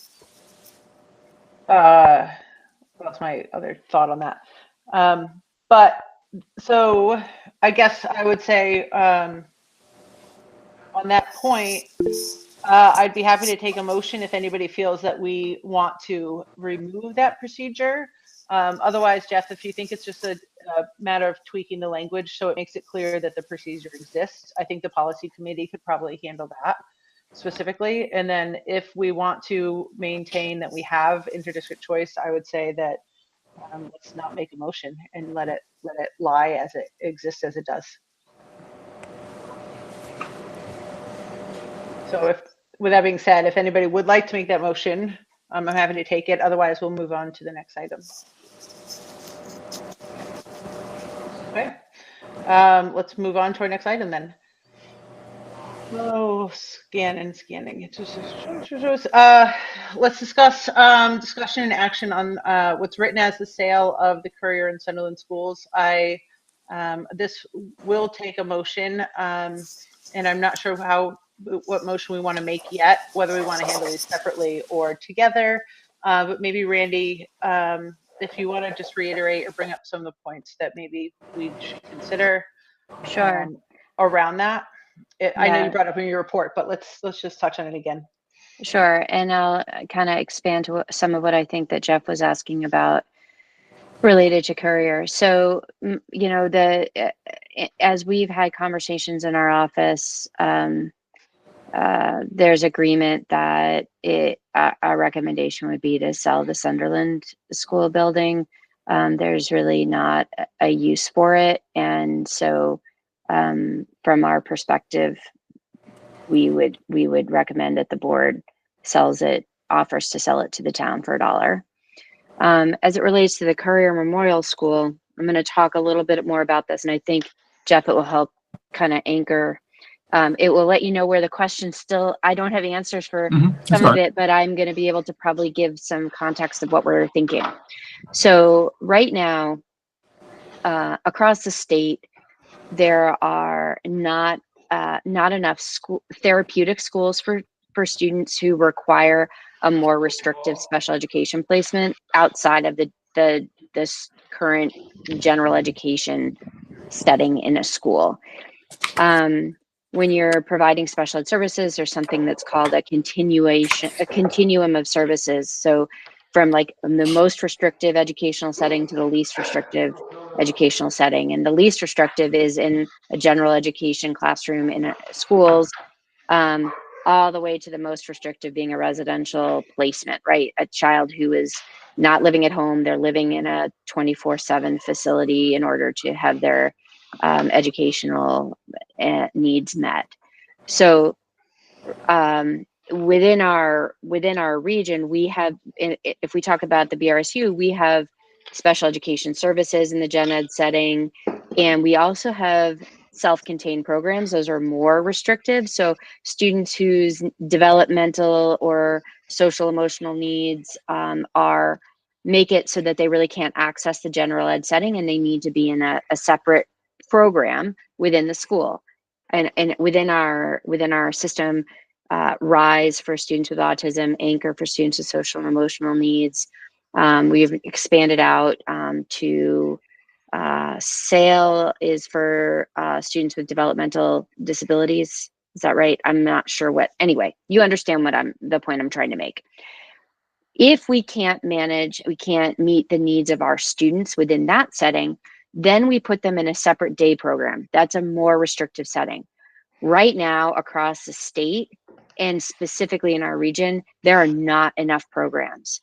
So if for Manchester Village School is one of those programs in Manchester Village, there are no more seats. There's a long waiting list. We right now have students attending Kindle Farm. Kindle Farm is on Route 30 down in Townsend. We are transporting kids from like Danby and Pollitt to Kindle Farm. That is an extraordinarily long ride and an extraordinarily high transportation cost. The Lehigh School, which is in Poultney, used to service and provide education for a whole host of our kids, and they closed. So we faced not having schools for these secondary students, not having a program. So within the region, the special ed directors have been for years saying, oh my gosh, how can we create something that can be that special education day program for kids within the region? The Courier building is a building that is well designed for a program like that. The way the classrooms are set up and the gym in the middle makes it, it's a good size. It's not huge. There's not a lot of, there's no corridors, right? Just the design of the building is good. It's very close to the Smoky House, which provides, hands-on farm activities. They've been very supportive of servicing kids. So Caitlin Cavagnino, our director of special education, has been talking to, other superintendents in the region saying, hey, should we talk about a regional program for the Southwest region where maybe we combine resources? One district says, hey, you've got a building, that's great. We've got some teachers we can provide, right? So, and then they're starting conversations about that now. And I'm really hoping that they're going to be able to come together and say, okay, we're committed. The districts would pay tuition because it's in our community. We would maintain the program. It would be a program that would have a tuition rate that we would be sending to the state. Other people would send their students. They would pay for the tuition rate, would cover all the costs, right? The tuition rate would cover the operational costs of the building, the staffing costs, everything. There's a whole lot of requirements for us to do something like this. So my recommendation is let's not sell the building, because this is exactly the type of reform work that we want happening across the state. We're not going to be ready to operate this next year, but I'm asking us to not sell it, give the regional special ed group the opportunity to develop a program, and ideally have a start date in the fall of 2027. Now, the question around who would maintain this, I don't have an answer to that, because this would really be a supervisory union program, but a supervisory union cannot own property. So what we are talking about at this point is the costs to maintain that building right now for next year would be owned. Actually, those costs would not be T&G's responsibility. It would be special education's responsibility. And because the SU can't operate, we probably, and I'm sort of making this up, Sue, I don't know what the right answer would be, but in my mind, T&G would essentially, the BRSU would be renting the building and all from the T&G. T&G would still own it. We would pay back something like that. But you would essentially not be absorbing any of the costs of maintaining that building. and special ed would even cover it after July 1st of next year. Sue, what else would you add to this sort of topic that would be important for the board to think about as we're making this suggestion? Nothing. I think you've covered it. You've covered everything. I mean, it's exactly as you described is how we would likely run it, and the fact that TNG would maintain ownership of the building wouldn't cost them anything because it's the program that would cover those costs. Lindsay. I guess my question would just be, because my understanding is you're having students from different areas come here, and then the BRSU would kind of be in charge of that. I'm just wondering if it's been looked at for increased liability with other schools transporting kids to the school, and essentially the special ed, if there's increase that would be on the BRSU because of that. Yeah, I mean, it would be on the program, right? Like the program would have to have an allocation if that was the case. But I don't really see it being a higher liability, to be honest, the way our insurance works, because we're in a pooled insurance plan with multi-line through VISBIT. Most supervisory unions and districts participate in the state. And so right now we're talking about operating 2 less schools, meaning we're going to insure 2 less buildings. So we should expect that cost to go down. It's not going to go down now for Courier if you don't vote to close it and we maintain it for a little while. But again, that shift of the expense of insurance is going to go over to special education. It's not going to be a TNG burden. And then if there was some sort of added liability cost because of the type of program that we're running, although to be honest, I can't see that. But if there were, again, that would be borne by the program itself. So when you say the program, that you mean BRSU, or do you mean the type, like special ed funds that we? The special education programming. So if you think about it as a program in and of itself that has, say, 10 students and 4 of them are ours, so we're paying our share of those for those 4 students, and maybe 6 of them are tuitioning in. We're getting revenue to help offset the cost of that program.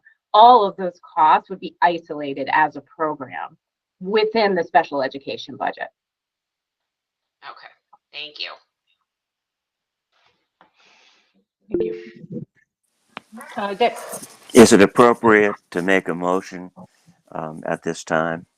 Because it's so. possible to do this in 1 motion or 2, if whichever you want. 2 motions or 1. To be honest, I'm ready to do either. I defer to you on that. I would do too. Yeah. Okay. I move to offer Sunderland for the price of the agreed upon price of $1 to the town of Sunderland. Okay. Do I have a second that motion? Jim, I'm looking at Jim. I'm writing the motion and looking up at the screen, so sorry. Jim Salzgover seconds the motion. Any further discussion on the sale of Sunderland for the cost of $1 back to the town? Ben, your hand is up. Did you want to comment about that specifically, or? I wanted to comment about actually the Courier one, so I can wait. Okay, Sue. Sue, you're muted. If the motion is to sell the building to the town for $1, do we also need a motion if the town doesn't want the building? I don't know if they do or they don't, but if they don't, do we need to decide now what our next step is? The next step is outlined I believe in the state law.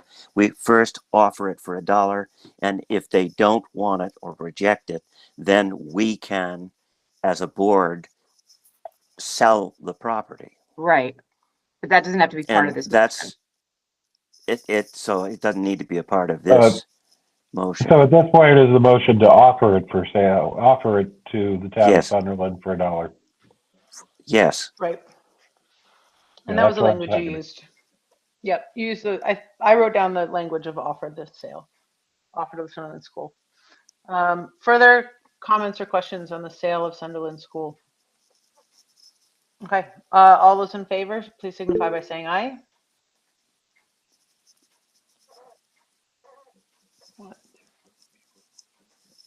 Any opposed?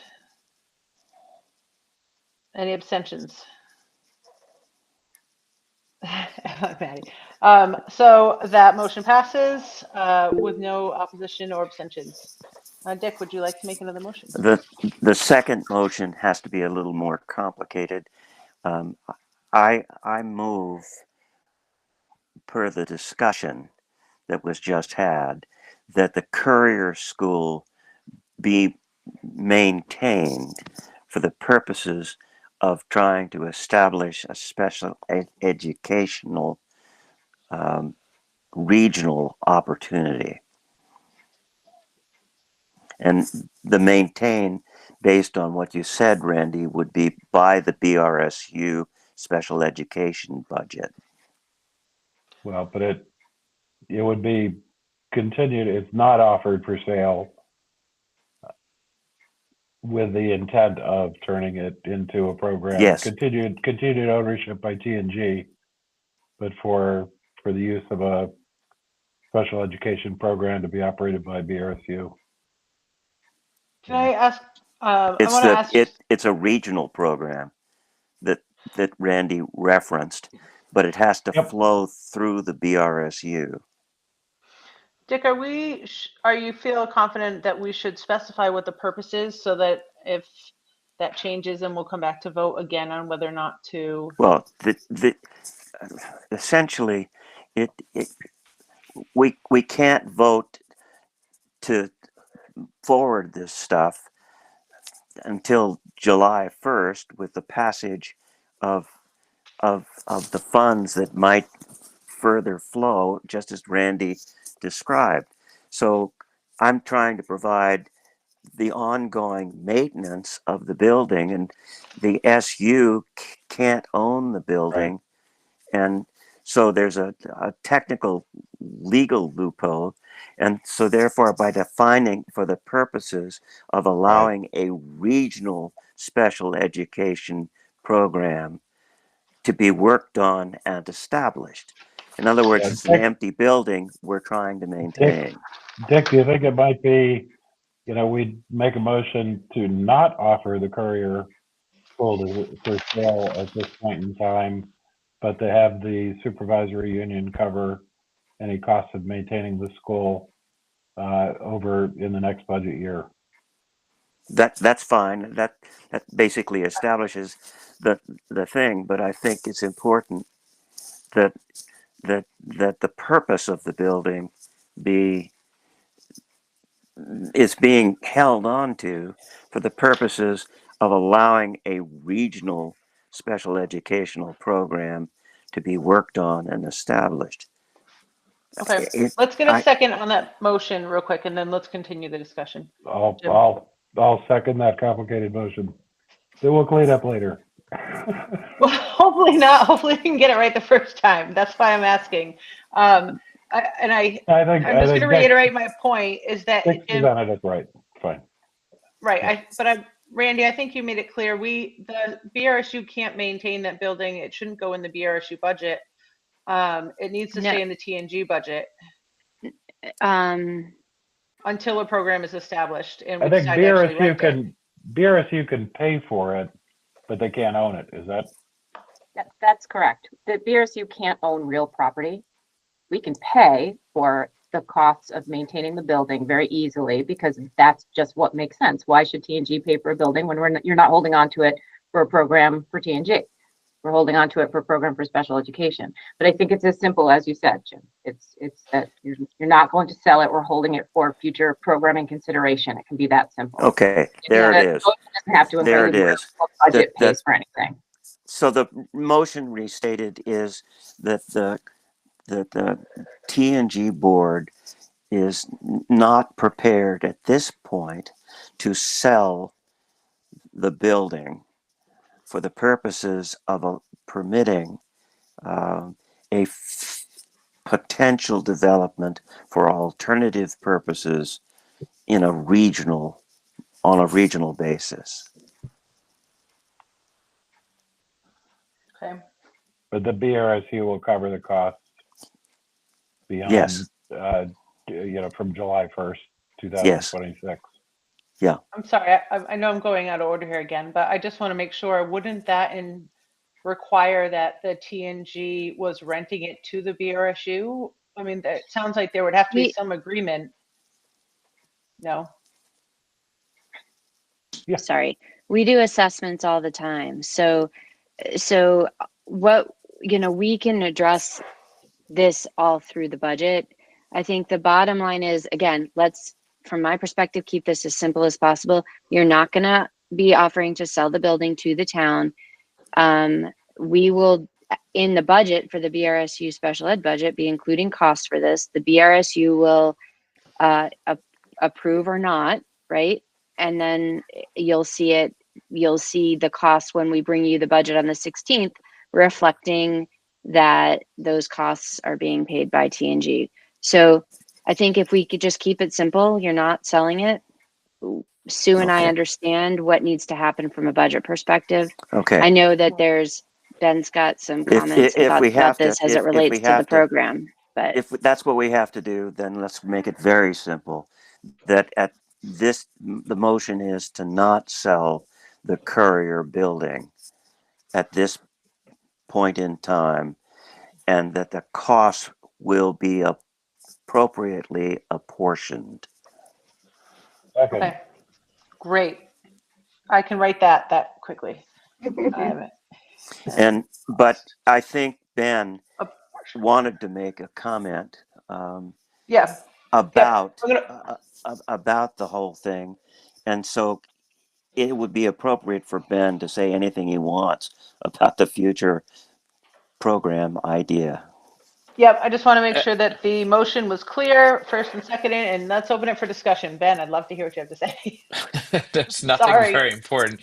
No, I was just going to say that, that I was curious whether we'd actually reached out and tried to get a sense of what the demand is in our region. And that seems like a really important next step. And which is a logical thing I'm assuming you're going to be doing. So that however we decide to develop programming within that space, it's going to be based on data that we're going to share with the board and with the public. So that's all. yes to all of that. Yep. Yeah. And we just need to give them time to really, it's a big task, and will be very data driven, need driven, and be developed in a way to address unmet needs right now. Thank you. Other questions about that? I'm seeing none. So let's take a vote on that. All in favor of the motion to not sell the Courier building at this point, with the costs appropriately apportioned. It's not what I wrote, but yes. All in favor, I'm seeing. Okay, thank you. Any opposed? Any abstentions? Thank you, Emma. That motion passes without any opposition. Lindsay. I think Lindsay, did I miss something? I tried getting my hand up, but everyone raised their hand at the same time to approve it. So I just had a question. If this school turns into the special therapy program, is it still going to be offered to be used after school hours? Because I know that some of us at the PCE were discussing about continuing to do maybe monthly bingos and stuff like that. So would it still operate the same way where we could, if we did stuff like that, we could use this school, or because of its intended purposes, it can't be used like it is now? yeah, it's a great question. It probably won't surprise you that I don't think any conversations are quite that far, but from my perspective, I can't imagine that there would be a reason that couldn't happen. Depending on what the building looks like or how it's used, there may be some parameters or restrictions on places people can go or not. But I wouldn't want to limit it if we didn't have to. I like the idea of the building being able to still be open in the community. You know, there's a lot of things running around my head as possibilities. So in the spirit of that, I would like to pretty confidently say, yeah, I'm sure we could work something out. Kelsey, you had your hand up for a moment. Did you? All set? Okay. Let's move on to our next agenda item. Boom. Oh, informational discussion here. Election information for March 2026. I know that in our packet we have included, well, Randy and Celeste and all their infinite wisdom have included all the forms that need to be filled out for folks to run again in January. We have 1, 2, 3, 4, 5, 6, 7 people up for election still, and I know Randy was asking, and I guess it might behoove us to think about who is willing to run again and who is not, and I'm happy to go down that list if the board is comfortable saying so out loud and publicly. How about I just go down the list? I know, Alex, your term is up 2026, and I think, Alex, you are here. Do you have a sense of if you intend to run? Hold on, I just did something funky with my computer. Yeah. Well, if you can still hear me anyways. Yeah. You know, I'm happy to continue serving. I'm a little reluctant to go out into my community right now and petition, given all the responses I've gotten after last month's vote. And also since I went through the effort last year of petitioning, and I'm a little bit, well, it's kind of a lot. So I guess, yeah, you know, I don't want to sell myself short. I guess I probably will circulate a petition. You know, if I don't get there, maybe we can work on a write-in campaign or something like that. Great. And I will just reiterate for you, Alex, it is the entire Taconic and Green. So if you're not feeling, if you're getting too many doors shut in Danby, I know that you'll get open doors in other towns, if that matters at all. It's a hard thing to say, but it's probably true. Jim, I just saw you put your thumb up. Does that mean that you will be running? Well, I put my thumb up for Alex that he's going to be able to get support elsewhere, but I am planning on running as well. Okay. Ben, you are also up. Yep. As far as I can plan at this point, I'm planning on sticking with it. Okay. Ron is not here tonight unless he popped in and I missed it. And I have not spoken with Ron, so I can't offer anything there. Jessica also is not here tonight, again, unless she popped in and I missed. So I can't say anything with that. I am also up, and I don't plan to run again next year. I know I've spoken with a couple of you guys, but I haven't spoken to anybody, so I'm sorry, but that's how it's going. And then Rogan, you are also up. Yeah, I plan to run again or Great. Fill out the petition. So was I understanding this correct, that they don't have to all be from Weston? That is correct. Great, because that's like 10% of Weston's population at least. Perfect. Yep. Anywhere throughout the Taconic and Green. Got it. Yeah, I'm in. Great. Well, that's super encouraging to hear because that is a lot of potential open seats. So it's exciting. Emma will be returning, yeah, and Maddie will not be. So yeah, that's what I was gonna say. That I will have to go out into BBA and Long Trail and find a replacement for Madison. So yeah, that will be a spot, right? And I will have to go out. Well, Madison, yeah. So Emma, we have a process for it. So you and Celeste and I can work on that with Maddie. But that will go out in April. So after the full election, but we'll work with you because we are going to want you to help us out. So, and do that advocacy. You'll be good at it. So perfect. I think we'll find someone really good. I think so too. I have all the confidence in the world in the two of you. You're a pretty dynamic team. So, thank you. And we'll talk about it more in March. So you know what It's coming in April. Lindsay, I see you have your hand raised. I just want to say first, Mel, I think it's sad that you won't be running again. I've really enjoyed having you on the board. The only thing I have a concern is with you being the chair. If we need to possibly have discussions about that, because I do think the chair has a lot of important things that go on. And I'm not sure if you stepping back and then us appointing someone right away without having some of the maybe the background of like what you do or something, if I'm so I'm just wondering if that should be maybe on a future agenda item, maybe discussing that, because I'm nervous with everything we have going on, having someone just step into that role. Right. So I don't know how that works, as I know we have to appoint someone or elect someone at the yearly meeting, but Right, and that's tricky because we have to elect at a yearly meeting, and I would, because this is always such a contested hot seat, we never know who's coming in.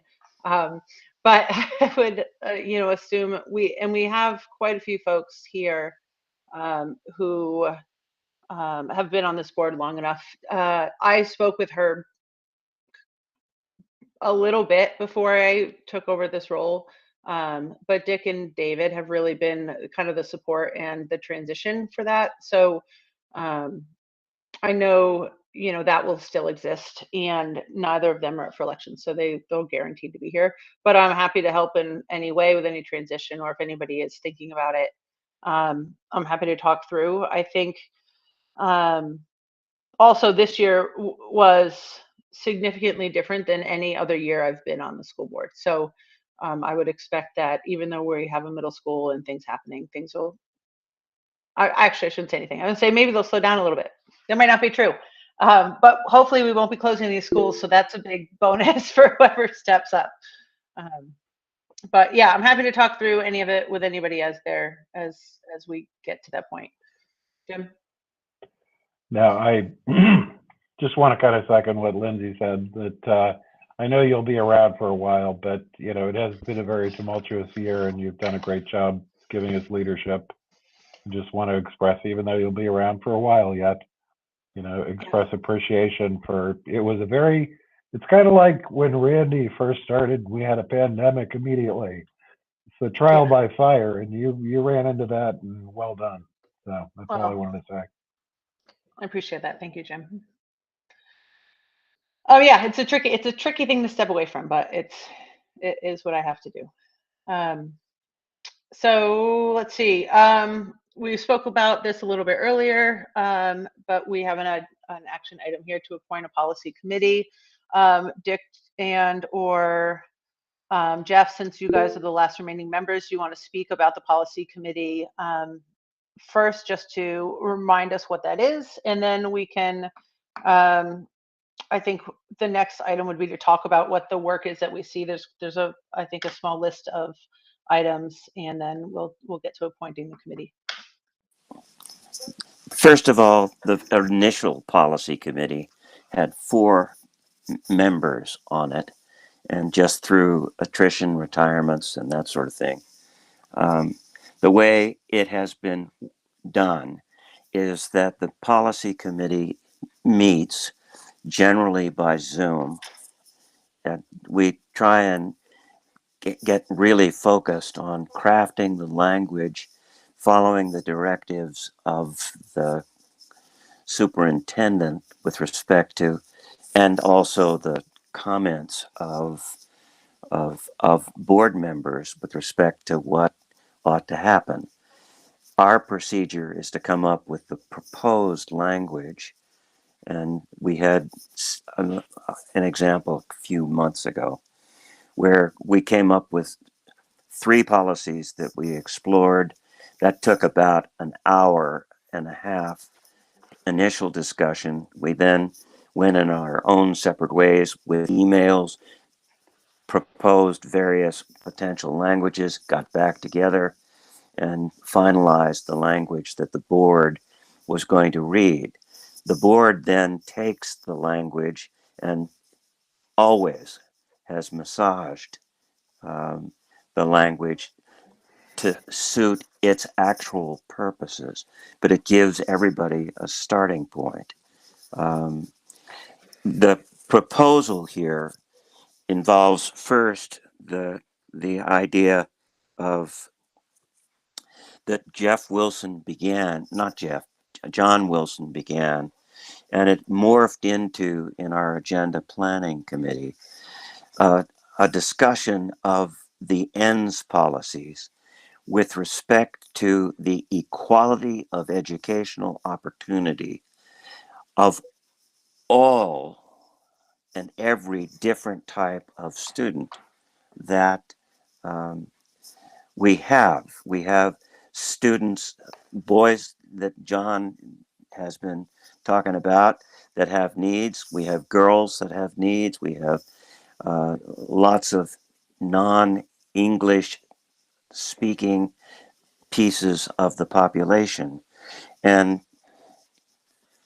offering programs needs to be fleshed out so that there is some sense of equality, that we are in fact treating every one of our students essentially the same. And that's a fairly significant job to make sure that we create that sense of equality and that real opportunity for success. There are a couple of policies that have been looked at in the last couple of days or meetings that need some clarifying language. Most of the work takes not a lot of time. Somebody proposes some language, it gets massaged by the group of four, and then we kind of agree that we think we're prepared to take it back to the board, and the board then considers the policy and the procedure. Jeff, would you add anything more to that?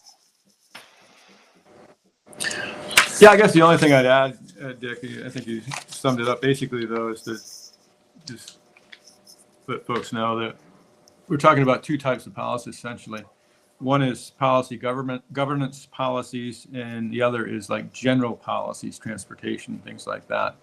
And initially, much of our work had to do with policy governance, and now we've branched out and doing more so with general policies. But both are sort of within the bailiwick of the policy committee these days. But that's about it. Great. So we need four. Yeah, I would say, and I reached out to John Wilson, but I didn't hear back from my understanding. He's sick today, so I didn't know if he was actually interested in being on the policy committee or not. And noting time, otherwise we could kind of go into these a little bit more, but I'd rather maybe just leave that to the committee to come back to us with. Do I have four folks who are interested in serving? I guess I should start with Dick and Jeff. Are you guys interested in continuing this work? Yes. Yes. Jeff, is that okay? We'd love to have two more. I think we should have at least a minimum of three.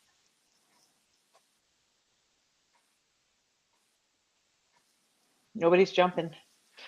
Maybe we could just appoint John since he's not here. No, just kidding. Yeah, Rogan. Yay. Okay. Let's start with you three. I'll reach out to Jessica also and John and just see if either of them are open. Since we, I think four is a good number, and we'll take it from there, and we'll leave it to you guys to do that work. I'm trying to think. I think we actually need to approve. You just have to. Standing committees. I'm trying to.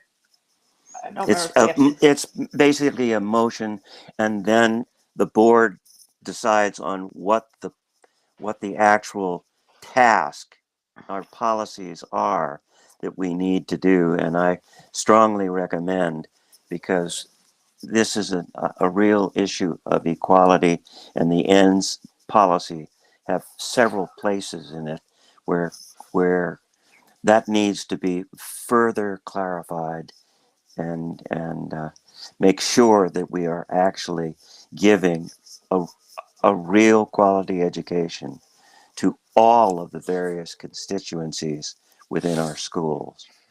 Great. Dick, would you like to make the motion then to appoint those folks with the items that were listed on the agenda?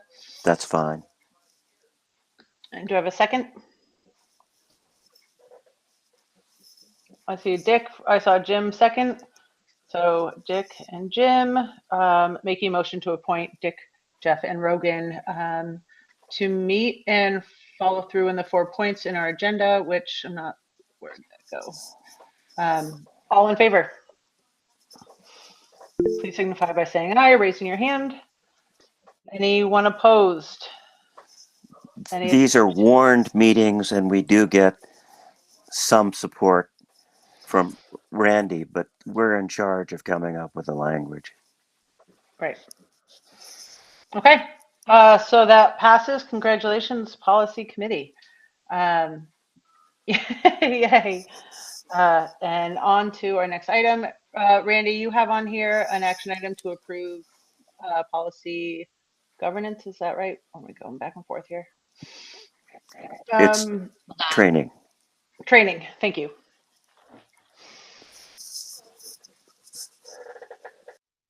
Randy, do we need them? I know that we've talked about policy. Yeah, I can now. Yeah. My earbuds, are you there? Yeah. My earbuds just died, so I have to figure out how to disconnect them. But, you know, we had talked about training, and I was wanting to see whether you wanted me to schedule a policy governance training for the board to kind of go back to a refresher. And so I didn't want to move forward with that without getting, you know, approval from you to do so. Okay. Jim? Yeah, I'd just say I think it's important. We have enough of us haven't had training for a while, and we have new members on the board. I think it's really important. Policy governance is a great system, but it's a little bit complex. And if you haven't gone through any training on it, then, and honestly, all of us need a refresher on it. I think it's a great idea. I totally support. I feel like this year has been really challenging, and some of those lines that were very clear in the past are a little less clear, and so it might be helpful for all of us. David? I think it's a great idea too, but I was wondering, since we have so many people up for election and re-election, should we wait until after we get constituted in March before we start the training? Well, if we Lindsay, agree to do it. Sorry, I'm jumping to conclusions. Lindsay, do you want to comment on that? Yeah, I was just gonna jump on the bandwagon of what David just said. I feel like there's a lot going on. I feel like I'm still decompressing from last month's vote and trying to catch up on things and just other things with the holidays and stuff. So I would love to do a refresher course, but I would need it, maybe April, May, and not within the next couple of months. So like David said, having, possibly new board members, maybe that'll be the best time to do it. Kelsey? I'm jumping on the same bandwagon. Is it possible to do it like at the retreat in August, or is that too late? But like we have a full day and then it's not adding additional meetings. I just think it's been a lot lately. Yeah. I'm going to add, I'd love to say too, though, that was my initial reaction to that.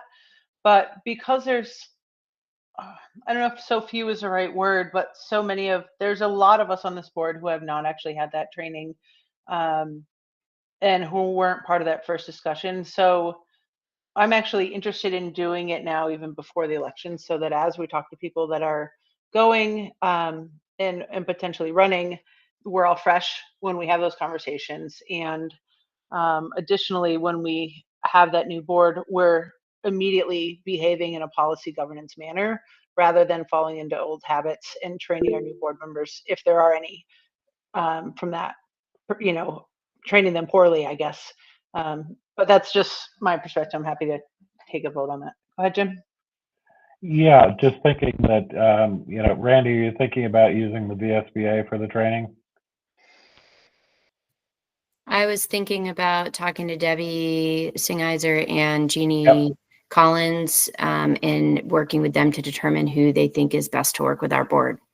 Okay, I mean, that would be great. And I think they're pretty flexible on the type of training. They could do, potentially just an hour here and there, in the early stages. And then kind of, I think having, actually, one of the district quality standards that we're supposed to be living by now that was, set out by the legislature is getting this kind of getting training in general on a regular basis. So I think, rather than have a, single training session to get everybody up to speed for a whole day or something, I think it makes sense to spread it over time and have, get used to having periodic training, an hour at a shot, here and there, something like that.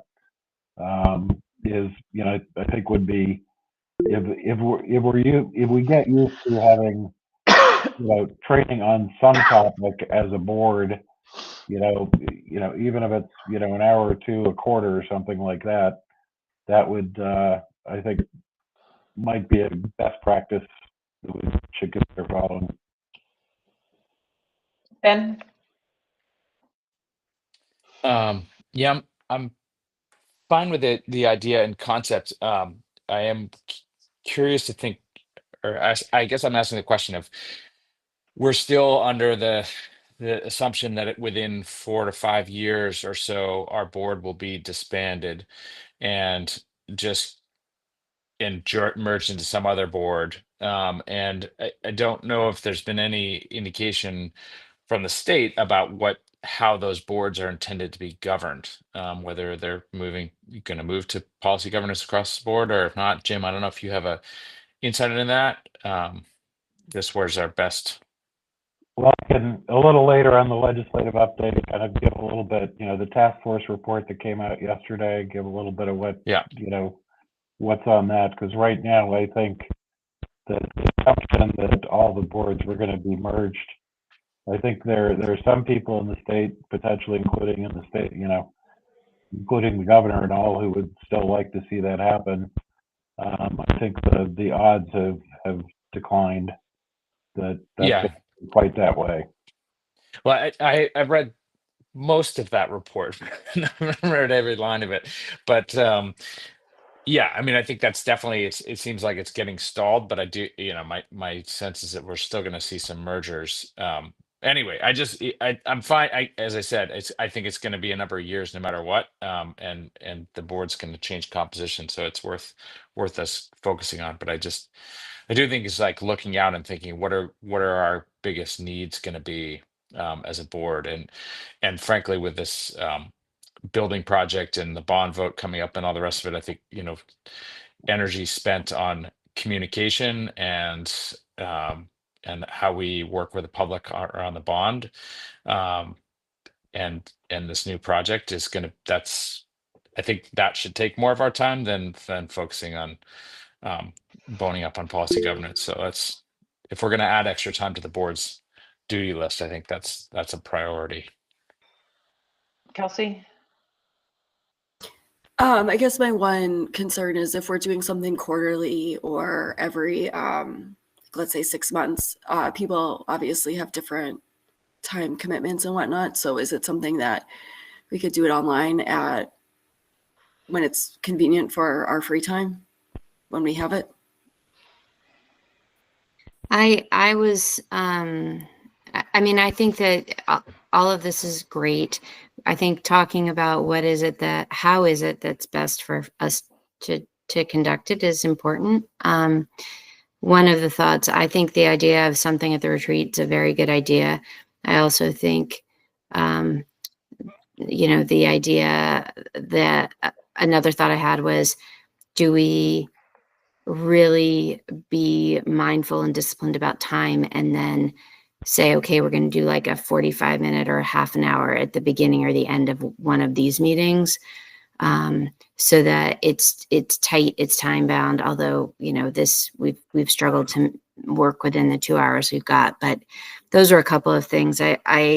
I'm from my perspective, I think that trying to connect it to something we're already doing and not have a huge lift outside of established time is a good idea.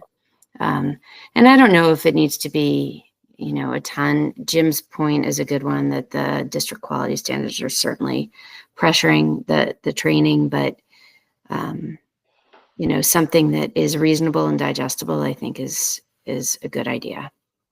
I think, honestly, with this, a lot of what I've found most useful over time is the scenario training. When they throw out a scenario and we all kind of kick around, how would you deal with that?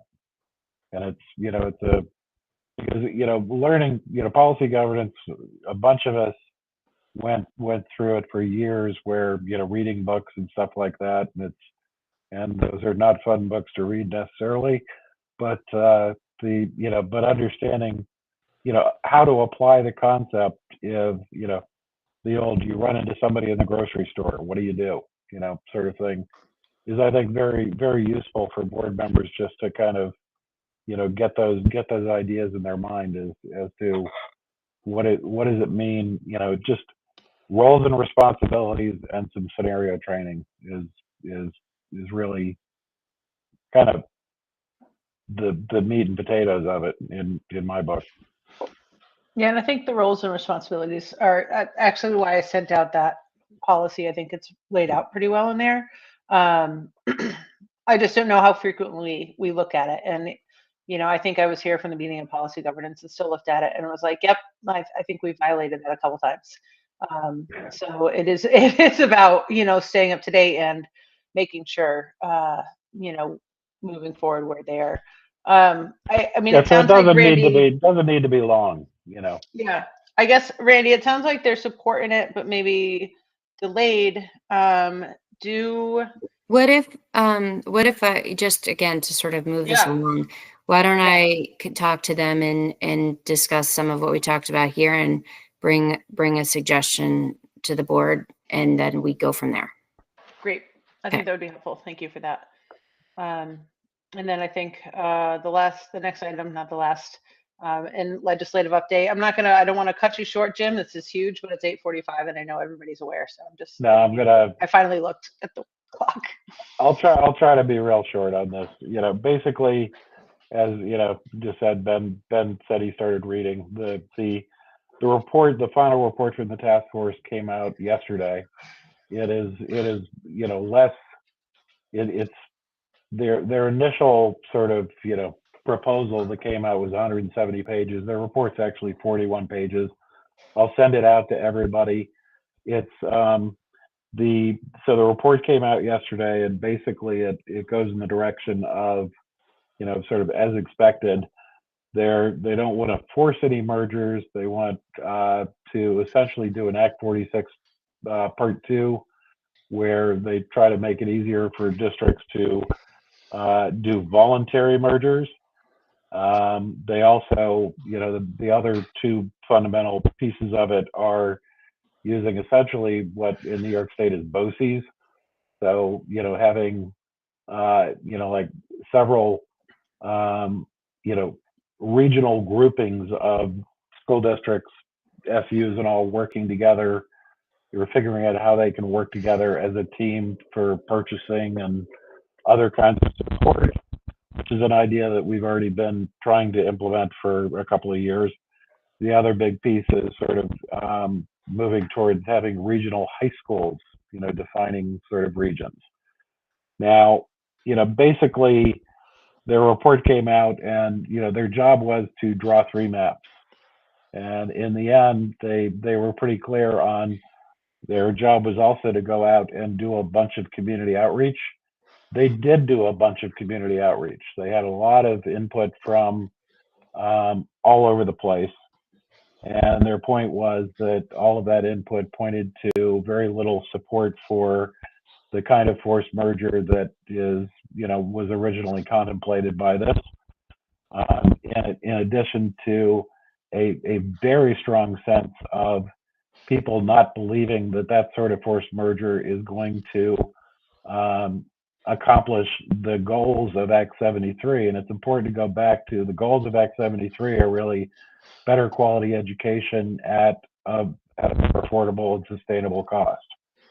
So, their report did a good job of pointing out, actually how they came to not do the job that they were asked to do with the maps, and pointing out, it's a worthwhile read. They have some decent points to make. This morning, the VSBA this morning we actually the VSBA legislative committee met and discussed the report and a bunch of criteria that they had set out to critique the report. And there's going to be, I think, what'll be a pretty useful communication from the VSBA with the thoughts from board members all over the state that should be probably available by next week. I'll send the report out, the task force report out to you guys so you can take a read. But essentially the task force got a lot of grief from the governor and a bit from the Secretary of Education that they didn't do their job. The view of a bunch of board members through the legislative committee of the VSBA was, we do not want to pile up on them. We all agree that what their proposals are probably don't accomplish the goals of Act 73 a whole lot better than the governor's original proposal of 5 districts across the state. So we don't have an answer yet, but at the same time, they raised a number of good issues that are worth considering, and especially worth considering as we, what's still open, I think, is we still don't have a plan that works to accomplish the goals of Act 73. So at least they provided some data to think about, and how we might be able to move towards something that actually could be a way to accomplish things. Now, locally, we also had a great opportunity in the late stages of the task force meetings. They met with the Secretary of Education, who pointed out to them before they did the report that they were not exactly doing the job that was planned. One of the key things from our perspective that came out of, there was all this, there was a huge brouhaha about independent schools in the discussions of the task force. In the end, that really was way reduced, the amount of focus on independent schools, which is a real positive from our perspective. But there was also essentially in the task force report, and there was no solution for our big problem, which is, and what we thought was going to be a big problem through the whole thing of, could you restructure as a supervisory district to simplify the management of an educational system and still maintain school choice? There were no answers on that. And in the as I said, in the late stages, when the Secretary of Education, Zoe Saunders, met with them, she actually specifically on that point had on a couple of different slides that the Agency of Education has a feeling that probably should be dealt with through policy rather than governance. We were, as this is such a big issue for us, Randy did a great job, reached out to Secretary Saunders and said, gee, I think we've been talking about the same thing. This was, back in August, we had, in the beginning of the task force's work, we had sent them a couple of memos saying, you really have to think about things different. Get rid of the FUSD, all that bit, and figure out how to allow more efficient structures for our school districts, but still allow school choice like we have in our system because it's necessary and it works. Randy reached out, sent those couple of memos to the secretary, and we were able to have about an hour and a half chat with the secretary and her general counsel and deputy secretary. it was a good first meeting that pretty much led to a conclusion that they know they want to propose something, but I don't think they really have thought it through yet. It was a good meeting, a useful meeting, and it was especially useful in that we expressed the fact that we thought further discussions would make sense, and they invited us. They're doing the Government for a Day in Bennington County this Friday, and they offered us the opportunity to sit down and talk again.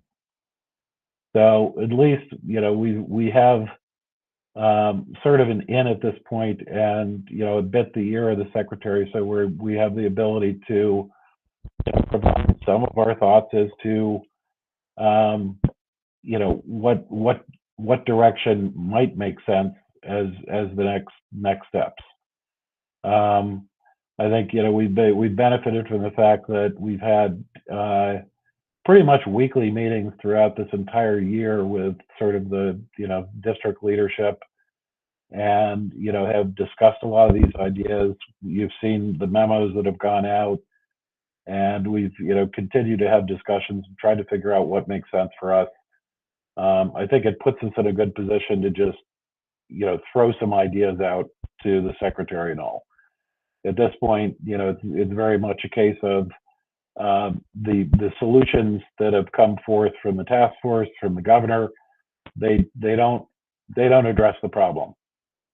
So we want to continue to maintain that dialogue with them to see if we can push them in a direction of something that would be more useful and productive.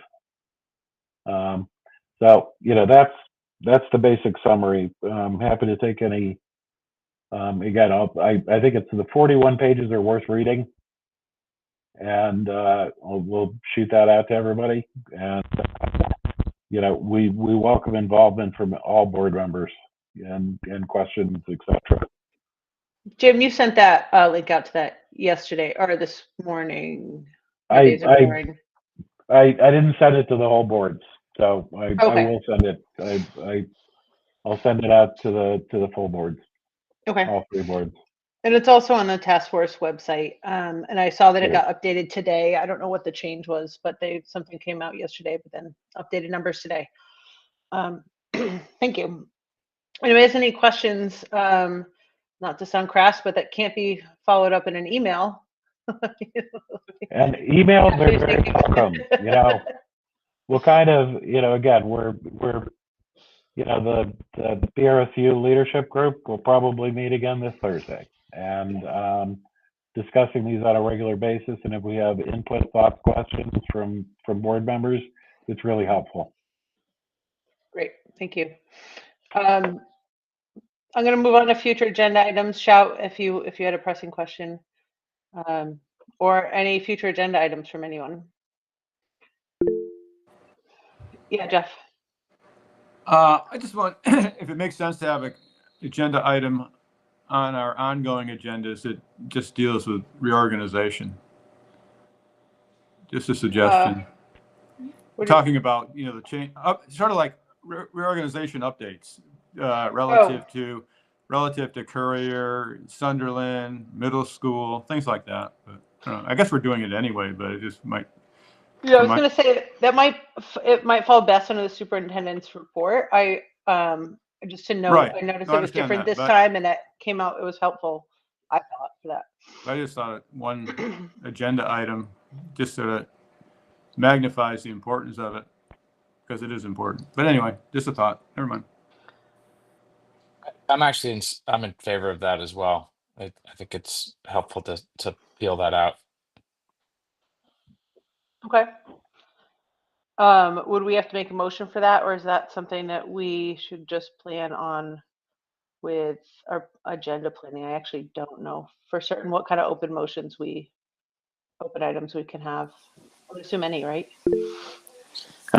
You don't need a motion.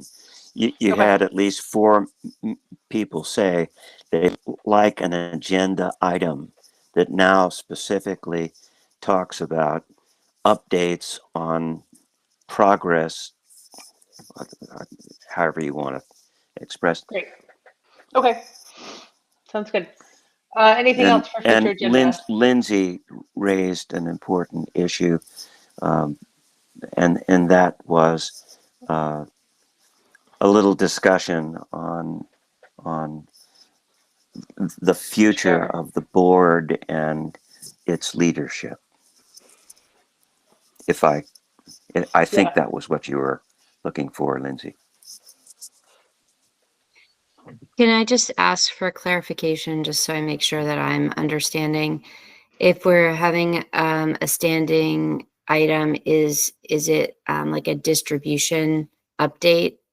Like, I just want to make sure that I'm understanding, because I'm feeling like that it's an update for me, so it would be like a distribution of what we're doing versus a action item or even discussion necessarily, right? It's informational for you as a board. I'm guessing Right? I want to make sure I'm approaching it in a way that mirrors what it is that you're looking for. I think you had a couple of points in the superintendent's report that were very on point to this, probably. Yeah, Jeff, if you want to speak to that specifically, because I know you also will be, are aware that we need to be careful about, action items that get into, items outside of our purview while still trying to get information. So. Right. No, I think it's generally informational. This keeps us up to date what's going on in these various topics associated with reorganization. If there is an action item, the superintendent can add, or the agenda committee, whatever, agenda planning committee. But generally, I would think it's more informational than just a status report, what's going on. But I think it's so important. I think we should.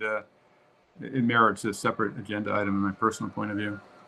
So would you call that distribution? Can it be a separate agenda item, but me incorporate it into my superintendent report? Like, I'm just trying to think about making sure I get it all to you, but in a way that is manageable. Can we just try something and then see how it goes next time? Yeah. Yes. There were two issues that have been raised. This is one of them, and you covered a lot of updates with respect to what's going on in the various programs and procedures, teachers, buildings, redesigns, advancements.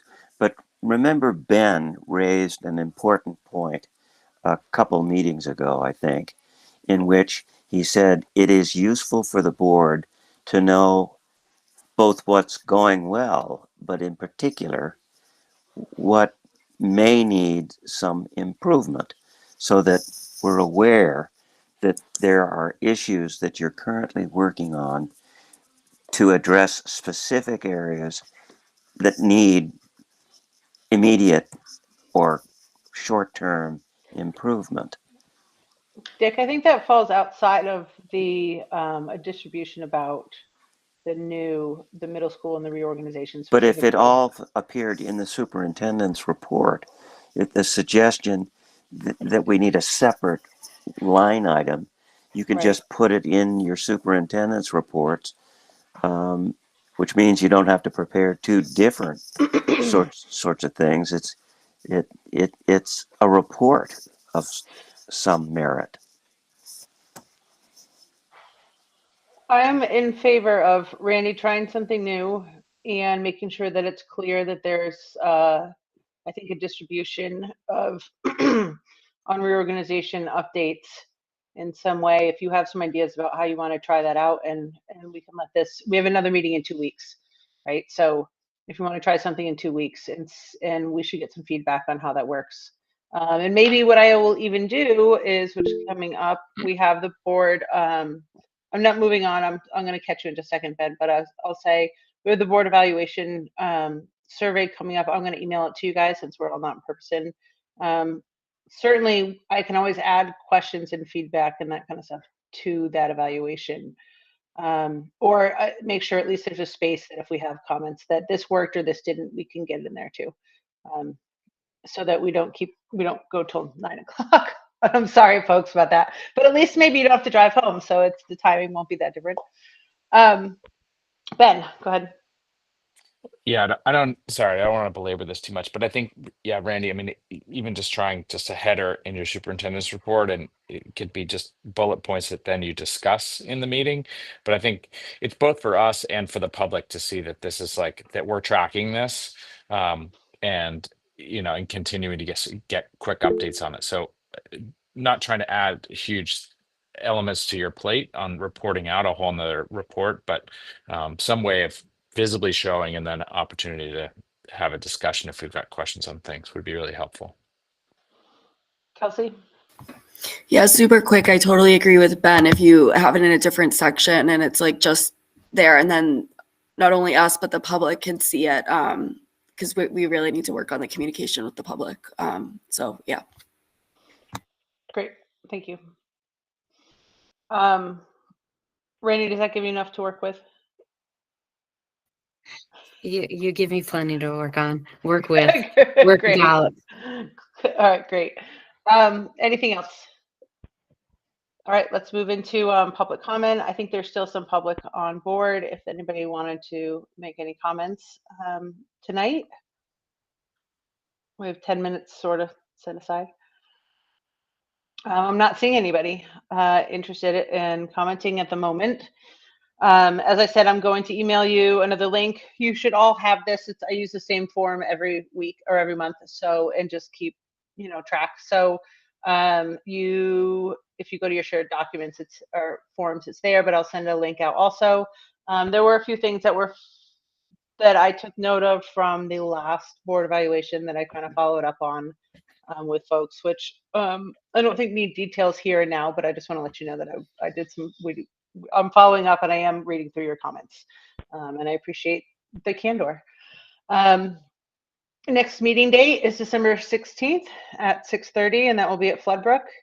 I think it's probably worth noting, if we have another storm like this, it seems to me that we should kind of follow through with the same process in just planning to have a Google Meets instead of all trying to drive. And Rainey and I will communicate about that in the morning so that folks know that there's some kind of plan. I'm not sure what we'll do for who will be at Floodbrook yet, but just in anticipation to the season. And I'll be looking for the last motion. Just shout it out if you're interested. Motion to adjourn. I'll second it. All right, Jim motion to adjourn, and Kelsey seconded that. All in favor of adjourning, please signify by saying aye or signing off. All right, good night, folks. Thank you.